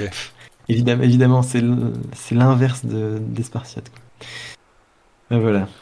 Alors vas-y, Jin. Je te propose de continuer un peu juste le temps que je finisse le camp, là, parce que c'est un Ouais, camp ok. d'ennemis. Alors, moi, mon avis sur la licence. Alors, donc, déjà, je suis un ancien, comme T'es beaucoup un de gens boomer. ici. On a fait... oula, un boomer, hein, me vieillis pas trop. Euh, On a commencé avec Assassin's Creed 1, on a connu l'âge d'or. C'est pas parce On a que connu la naissance d'Assassin's Creed, mais c'est pas parce que c'est les c'est pas rien. premiers jeux. voilà, s'ils avaient été mauvais, on n'aurait pas aimé. Mais je pense que là, depuis 1h19, on vous a bien expliqué ce qui nous plaisait dans la série originale. C'était une série de SF qui proposait un petit délire matrixien super sympa, qui était associé à divers éléments historiques, ce qui faisait bien plaisir. Ça permettait de découvrir des mondes, de presque les toucher virtuellement, et de donner une matérialité en fait à l'histoire, chose que les manuels scolaires, si vous n'avez pas un prof charismatique et passionné, ben, ça peut être compliqué. Et en fait, ça permettait d'apporter la vision du passé que peut avoir un historien, ou principalement un archéologue en fait, au grand public. Et cette série, et cette série de SF, pour moi, il y avait tout, quoi. Il y avait l'aspect historique, il y avait l'aspect science-fiction, et c'était lié profondément aux événements de notre réalité, toute cette époque où il y avait un peu partout le délire calendrier Maya, fin du monde. C'était génial. Assassin's Creed a réussi à s'ancrer dans le passé, a profondément proposé un jeu vidéo fun et solide, et à s'ancrer aussi dans le présent avec des problématiques bon, un peu occultes, mais qui nous concernaient vraiment à l'époque. La fin du monde en 2012, je suis désolé, mais c'est passé sur France 2, hein, toutes ces questions-là, donc c'était quelque chose de concret. Edouard qui nous dit alors, ah là là, comme si je disais, la série est complètement claquée au sol actuellement. Donc, pour moi, elle a été claquée au sol, on va dire, entre Black Flag et Syndicate. Black Flag étant un bon jeu, mais après Black Flag, ça s'est perdu profondément. Et on est parti dans une mauvaise politique commerciale et créative, et j'ai pas du tout soutenu. Et j'ai boycotté, très sincèrement, la série. Pour moi, oui, la nouvelle trilogie mythologique, ben c'est une lettre d'excuse. Et je m'en satisfais. On n'est plus, pour moi, dans une saga. On ne propose plus une dimension science-fiction. On est pleinement dans un simple, bah voilà, un RPG en monde ouvert, dans un contexte vaguement historique, avec voilà, un passé romancé, mais qui comporte quand même des éléments historiques matériels, surtout dans l'environnement très concret, et des politiques éducatives comme le principe du Discovery Tour, où là je trouve que c'est vraiment une bonne chose. Donc pour moi, Assassin's Creed ça a été légendaire. Ensuite ça s'est vraiment foutu de notre gueule. Et ça revient, voilà, l'adolescence est passée, la crise d'ado est passée, et ça redevient un bon truc.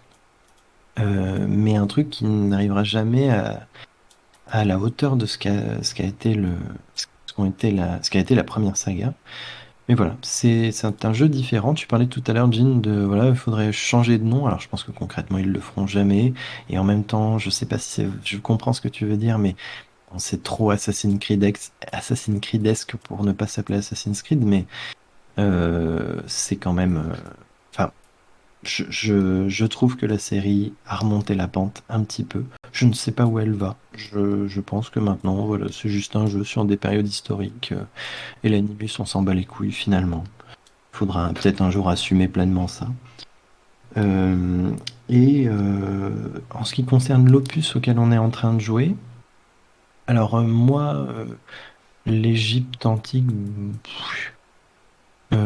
c'est pas spécialement mon truc, mais je considère que c'est vraiment un environnement exotique et différent de tout ce qu'on a connu. Je trouve ça très très bien. Bah, c'est quand même assez proche du 1, Euh, hein, étant donné que... oui, oui, oui. Non, mais c'est vrai. T'as tout à fait raison. C'est pas la même période, mais on est dans un côté très sec, hein, très aride, mais avec des teintes différentes. Mhm. Et honnêtement, pour moi, je C'est suis à très deux doigts de le proche. classer meilleur jeu de la série, juste parce on peut chevaucher des Dromadaire. dromadaires, donc on est good, hein. Sinon, moi j'ai surtout fait Odyssey, j'étais quand même assez satisfait, même si je trouve que transpire de plus en plus dans les jeux Ubisoft en général, les jeux d'action et d'exploration, ce que j'appelle la recette guérilla, hein, où vous devez, On regarde il des y a gars des devant, endroits, à travers les pacifier des murs. zones. Donc voilà, c'est une mécanique qui... Je n'y ai pas assez joué pour m'en saouler en fait. Mais ça viendra peut-être un jour. Et Valhalla, honnêtement, en fait j'ai l'impression que dans les trois, hein, Origins, Odyssey et Valhalla, faut juste choisir votre skin préféré. Et puis finalement, c'est plus ou moins le même jeu. Ceux qui ont vraiment fait la trilogie de fond en comble me diront. Mais voilà mon avis Voilà, ça me fait trop mal au derche sur pour tout me dire ça. que... Et toi, Jean? Bah écoute, déjà je suis perdu. Alors je vais mettre à C'est un pas endroit grave, tout en haut balade-toi. pour pouvoir avoir une belle vue le temps que j'en parle parce que je serais incapable, malgré le fait que ce soit toi normalement qui est mon otage, de Non, commenter mais en même temps marche, que je fais. marche ou monte sur un dromadaire et puis balade-toi dans le monde. Va dans le désert ou des trucs comme ça, tu vois. Mais Et tu vois, puis par donne-moi ton alors avis. ça c'est un des premiers trucs qui mérite. L'escalade, tout ce qui est acrobatique est ultra dirigiste, c'est ultra chiant. Euh, Par exemple, il n'y a pas de touche de saut. On ne peut pas sauter. On ne peut pas choisir la direction du saut. Tout ce qu'on peut faire, c'est ce petit move à la con, hein. Et alors déjà dans la série des Assassin's Creed, en général, il y avait toujours eu ce côté un peu escalade facile où on avait juste appuyé sur le bouton A, quoi. Mais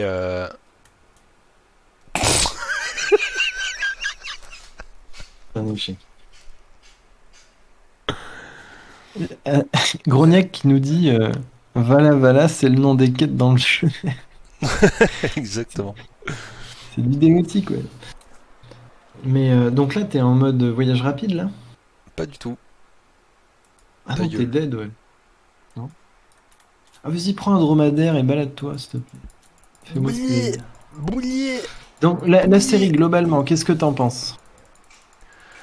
La série, globalement, bah, j'ai déjà donné mon avis hein, sur la première trilogie, qui est pour moi la seule valable d'Assassin's Creed. Ensuite, il y a casse-toi le dromadaire. Je peux pas me déplacer rapidement là. C'est une rame que t'as ou c'est une arme? J'ai l'impression, ouais. Bully. Non, Donc, c'est une ouais, arme, mais la série, donc, bon, première trilogie, t'adores. Tout ce euh, qui est post-Black Flag. en fait, même Black Flag au final, hein, je sais pas si tu te souviens, j'avais dit je ne jouerai pas aux Assassin's Creed qui s'appellent Assassin's Creed alors qu'il n'y a plus Desmond. Je sais pas si tu te souviens de Ouais, ça. ouais. Ouais, ouais, je me rappelle. Alors ce qui est assez drôle, c'est que Assassin's Creed on me l'a offert, Black Flag on me l'a offert. Du coup finalement je l'ai fait. C'était une très bonne surprise en vrai. J'ai adoré Black Flag.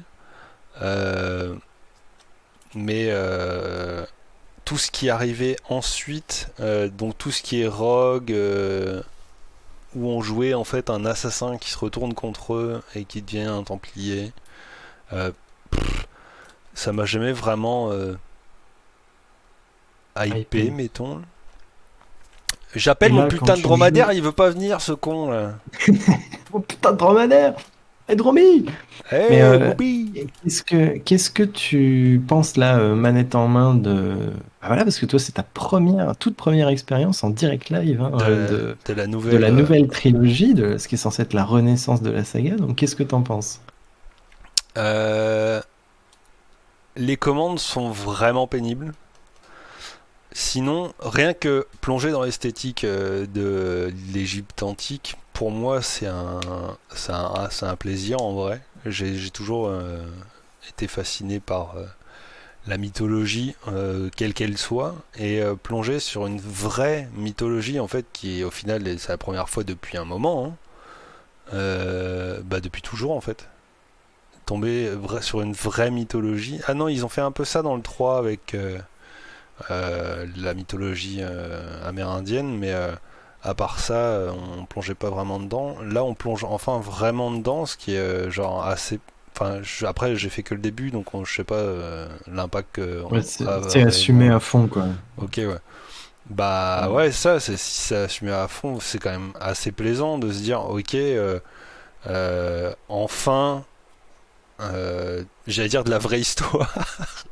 Oui, non mais alors là, je voudrais faire un petit point dessus. Moi, c'est une critique que j'entends souvent et moi, personnellement, ça me fait hérisser les cheveux sur la tête. Mais quand j'entends des trucs du genre, ouais, c'est vachement axé mythologie, c'est pas historique.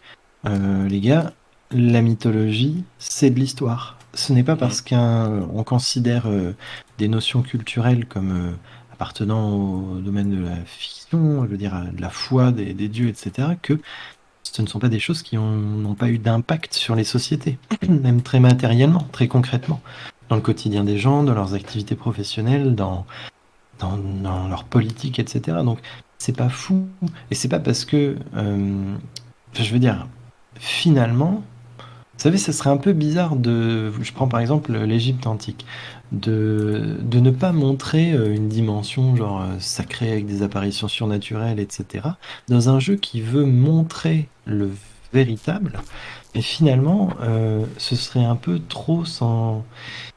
En fait, j'ai l'impression que l'intelligence de montrer des sociétés anciennes où la religion avait un impact très très très concret dans ces sociétés-là, finalement montrer la magie visuellement, de manière très marquée, ben, c'est une manière de véhiculer, je trouve, l'ampleur qu'avaient ces spiritualités-là dans les civilisations anciennes. Et moi, je trouve ça très bien. Et en plus, c'est pas full magie, genre ma dose de mana et tout machin. C'est le personnage qui subit ou qui est confronté à des manifestations, etc. Et dans les peuples anciens où c'est très marqué, euh, moi, je trouve ça très bien. Je trouve que c'est bien d'avoir choisi l'Égypte antique pour ça. Je trouve ça très bien d'avoir choisi la Grèce antique pour ça. Et finalement, Je trouve ça le moins bien monde d'avoir viking, où, choisi. Bah, en vrai, oui, c'est. Moi, l'idée en soi, l'idée de le faire sur la mythologie nordique, c'est génial parce qu'elle est immense. Sauf que on n'en sait que dalle en fait. On sait rien de oui, donc l'époque en fait, viking, donc c'est et en toujours. plus, soit de choisir des peuples, enfin des civilisations où on a quand même des connaissances lacunaires, parce que civilisation avec peu d'écrits, civilisation, de la représentation, etc. Je veux dire, Soit l'écrit de effectivement l'Égypte, voilà des quoi. civilisations très très anciennes. Non, c'est plutôt bien choisi. C'est sûr que vous n'allez pas montrer Jésus en PLS à la Révolution française, vous voyez. Mais, non, non, franchement, il y a des machins. Et Doestos qui nous dit surtout que la religion, à travers le polythéisme, est présente constamment dans la vie quotidienne des populations antiques. Mais tout à fait. Donc, ce n'est pas du tout. C'est une manière finalement très ingénieuse de montrer. Si vous essayez. Comment vous voulez montrer? Vous tracez sur un dromadaire à 100 km/h, là.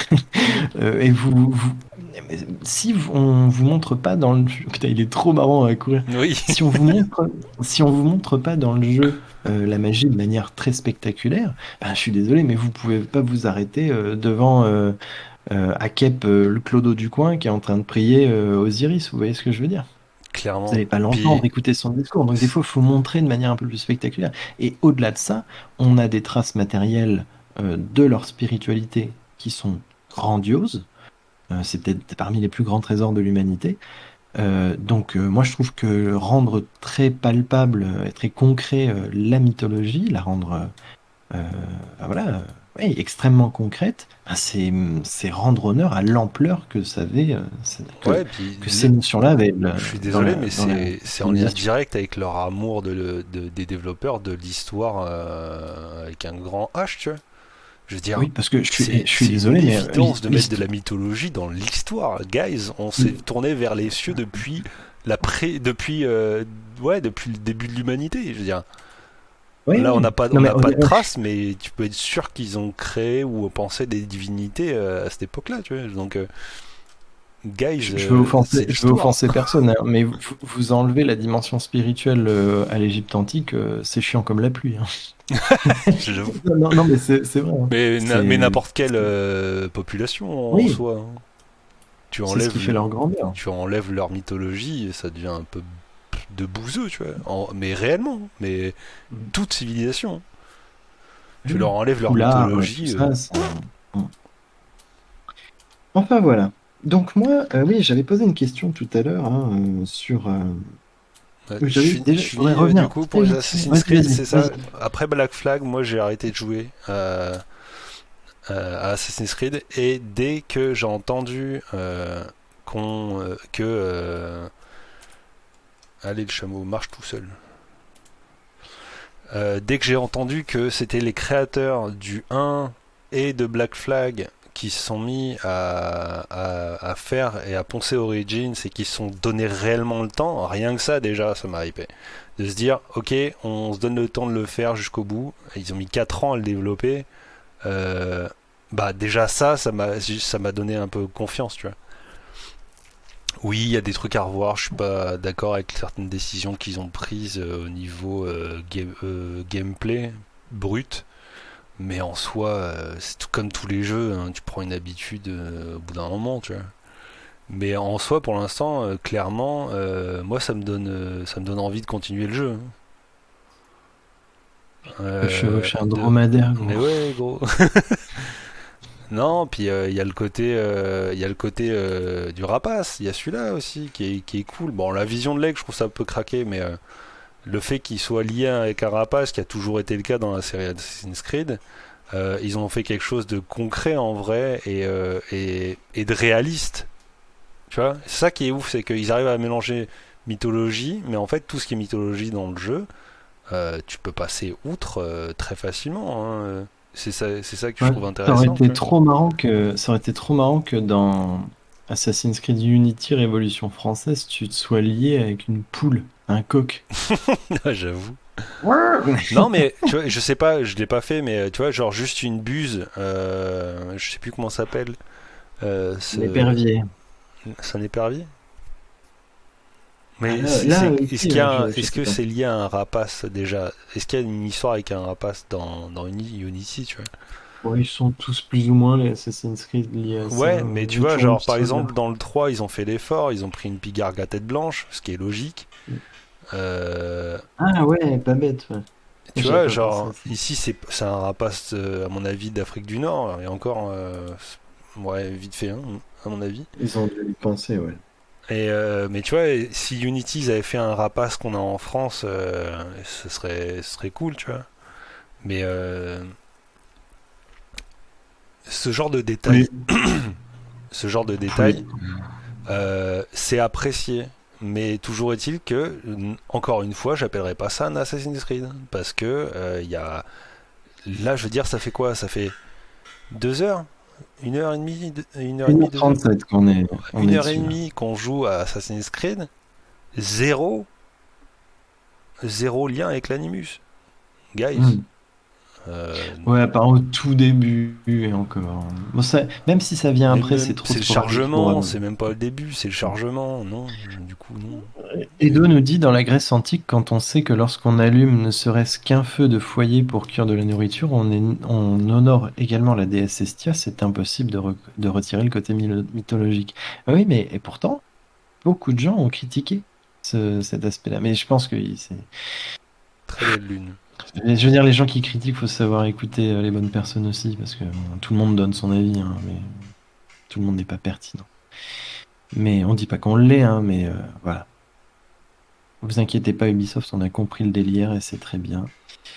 Jean, je trouve que tu reproduis très bien la pause qu'avait ma gueule dans Oblivion l'autre fois. Oh là là là là là là, mais quel esprit cinématique! Mais c'est un cadreur, c'est un réalisateur.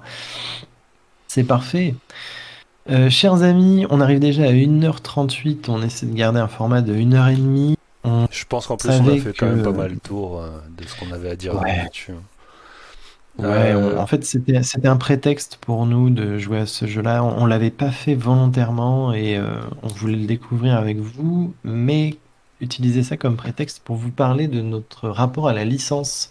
Un peu doux, amer, ce Ouais, rapport. c'est le bon résumé, je pense, dans le sens où, ouais, on est des amoureux de la première trilogie et où ce qui s'est passé après était extrêmement décevant. Là, on a l'impression qu'il se réveille un peu. Bon, voilà, là, ça reste discutable. Mais Origins et Odyssey ont l'air très bien. Et du coup, ouais, ça donne un petit espoir de renouveau. Après, qu'est-ce qu'il en est? Je pourrais vous dire ça plus tard quand j'aurai fini Origins.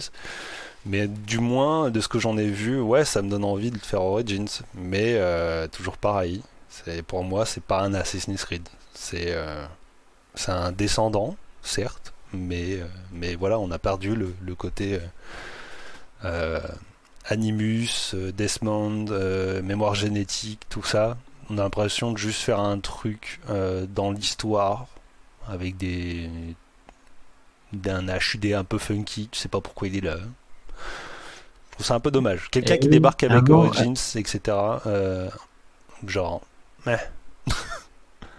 Avant, tout était ancré dans le lore, le gameplay, le HUD, tout ça, c'était très bien. Mais j'en ai un peu marre. trop Ça tard, doit être le ça. format qui veut ça, mais tous les jeux. Salut Asa, oh non, c'est fini. Mais t'inquiète pas, on reviendra avant la fin de la semaine prochaine, donc no Susai. Euh, mais moi, je trouve, j'en ai un peu marre que dans cette émission, finalement, je me rends compte que on, on se plaint beaucoup. Oui, Mais en fait, exactement. c'est paradoxal. Mais allez, C'est paradoxal débrouillez. parce qu'en fait, ce qu'on a à dire, on est toujours en train de dire ouais, c'était mieux avant et tout, mais on parle de licences qui nous ont profondément marqué. Et l'autre jour, on discutait de justement du temps de parole sur des trucs comme ça. Alors Assassin's Creed, bon, ça tient en 1 heure et demie, mais exprimer notre avis sur des licences comme Halo, on se disait qu'on vous ferait peut-être un format la marmite sur Halo parce qu'il y a tellement à dire au niveau en bien et en mal, au niveau On va râler littéraire, aussi, hein. On est des au râleux. niveau film, au niveau de tous les jeux qui sont sortis. Mais j'ai pas envie que la chaîne devienne ouais, une sorte de truc où on est là pour râler. Après, on dit ce qu'on pense sur les jeux, Mais évidemment, en même mais temps, on râle pas. C'est pas vrai, on fait pas que par râler, on râle, mais en parallèle, on explique pourquoi on râle, parce qu'à côté, il y a un vrai amour de certaines parties de ce dont on parle. Donc, c'est pas non Red plus Indigo qui du nous trash dit talk. oh putain, sur Halo, ça va se transformer en live de 24 heures. Ah ben, en fait, je pense Absolument. que si on fait une émission sur Halo, on va battre le record du monde de durée de live, hein. Mais du coup, ce sera pas sur Ouais, la croisière, hein, ce sera sur un autre sur notre format forme. Ouais. Oui, qui est parce qu'il y a beaucoup plus tellement long. à dire sur Halo dans tous les supports autres que le jeu vidéo. Un marathon. Marathon. Et d'ailleurs, on pourra parler du jeu Marathon, hein, qui est le premier jeu de chez Bungie. Donc ça sera intéressant aussi, on y reviendra. Mais là, dans les prochains, en tout cas, les émissions de la croisière à venir qui nous concernent Jean et moi, on va s'orienter sur des jeux où j'ai pas grand-chose de négatif à dire, où j'ai que du bonheur et de l'amour à vous partager. Mais enfin, je Euh, fais que passer. M'agressez pas. donc voilà, Jean se fait agresser par des gitans, donc je pense que on va se Mon quitter chameau, là. il y a le sang au cul. Eh, gitan! Il chie du sang. Oh là là, oh là là là là là là, le fessier, le fessier. C'est beau aussi. Oh putain, ça fait ah, putain le temple au milieu des dunes comme ça, c'est quand même Ouais. magnifique. Ça te rappelle Serious Sam, mon vieux. En tout cas, merci à tous de nous avoir suivis. Moi, de mon point de vue, étant donné que je suis très fatigué aujourd'hui, j'ai pas mal bossé ces derniers jours, j'ai l'impression d'avoir été mou et chiant. Vous avez beaucoup participé, donc je Bah, ta pense voix était que un peu moins agitée, mais t'as fait le taf, ouais, ouais, Léo. ouais. Bon bah parfait. En tout cas, je reviendrai bientôt sur des jeux comme vous ne connaissez peut-être pas, mais des jeux comme Rock Trooper ou Bionic Commando, des trucs comme Donc ça, ou ouais, Freelancer peut-être. Donc on on va va passer à passer, des jeux de pur plaisir bientôt. on va passer de gros triple A à des jeux un peu moins, avec un Oui, peu moins voilà. de A.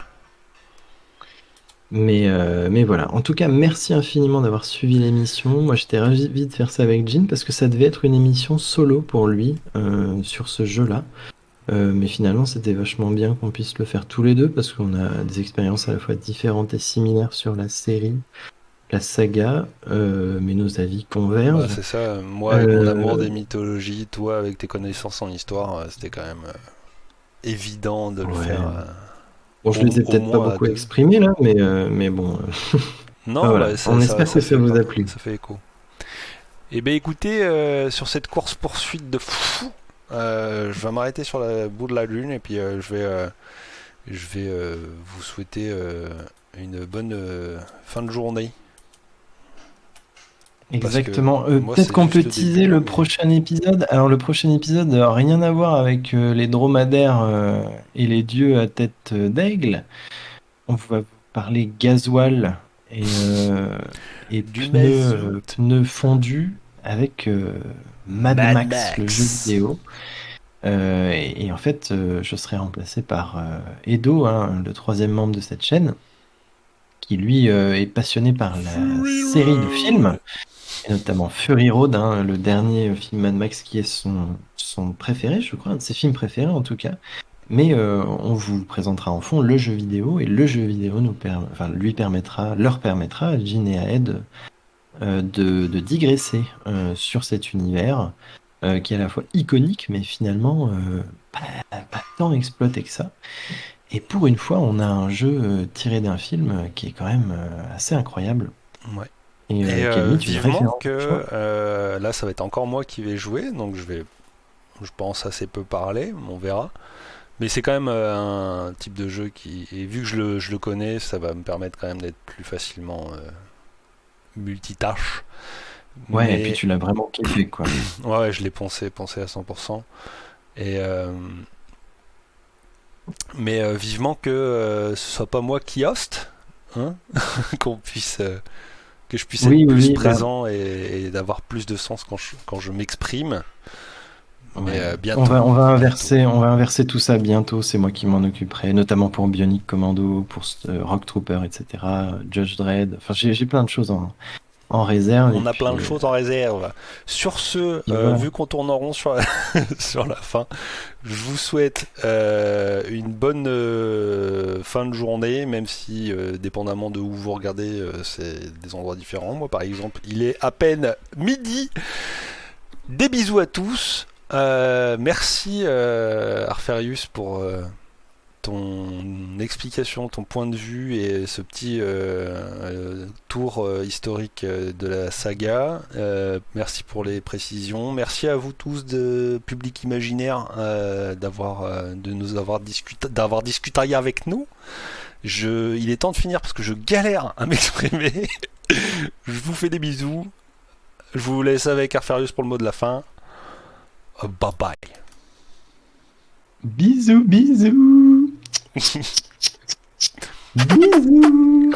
Allez, salut. À plus.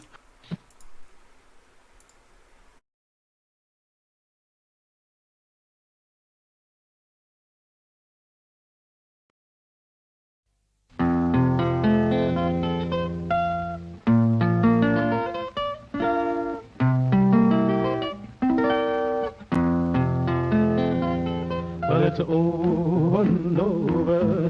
Oh, oh no, oh, oh no, I'm gonna ride on the winning tide. Well, it's over and over. Oh, oh no, oh, oh no, I'm gonna ride on the winning tide. Brother Noah, my God's talking. Said he would ride on the wind and tide. Hey, children, stop still and listen to me. God walked down to the brandy sea. He declared that the aim of the sent of man, and then he decided to destroy the land. He spoke to Noah. Noah stopped. He said, Noah, I want you to build me an ark. I want you to build it 3 cubits long. I want you to build it big and strong. I want it 50 high and 50 wide, so it will stand the wind and tide. It's oh Noah, oh Noah. Oh no, I got to go to ride on the winning tide. Well, it's a oh no, oh no, oh no, I got to go to ride on the winning tide. Got to go to ride on the winning tide. Got to go to ride on the winning tide. Oh, Noah, brother Noah, my God's talking. Said he would ride on the wind and tide. Well, after the foundation was laid, then Noah began to hew and build. The ringing of the hammer cried judgment, the hewing of the saw cried sin, repent. 100 years he hammered and sawed, building the ark by the grace of God. When the ark was done, God's voice was heard. He said, now Noah, let me tell you what to do. Calling the animals 2 by 2, so he called them in the ark.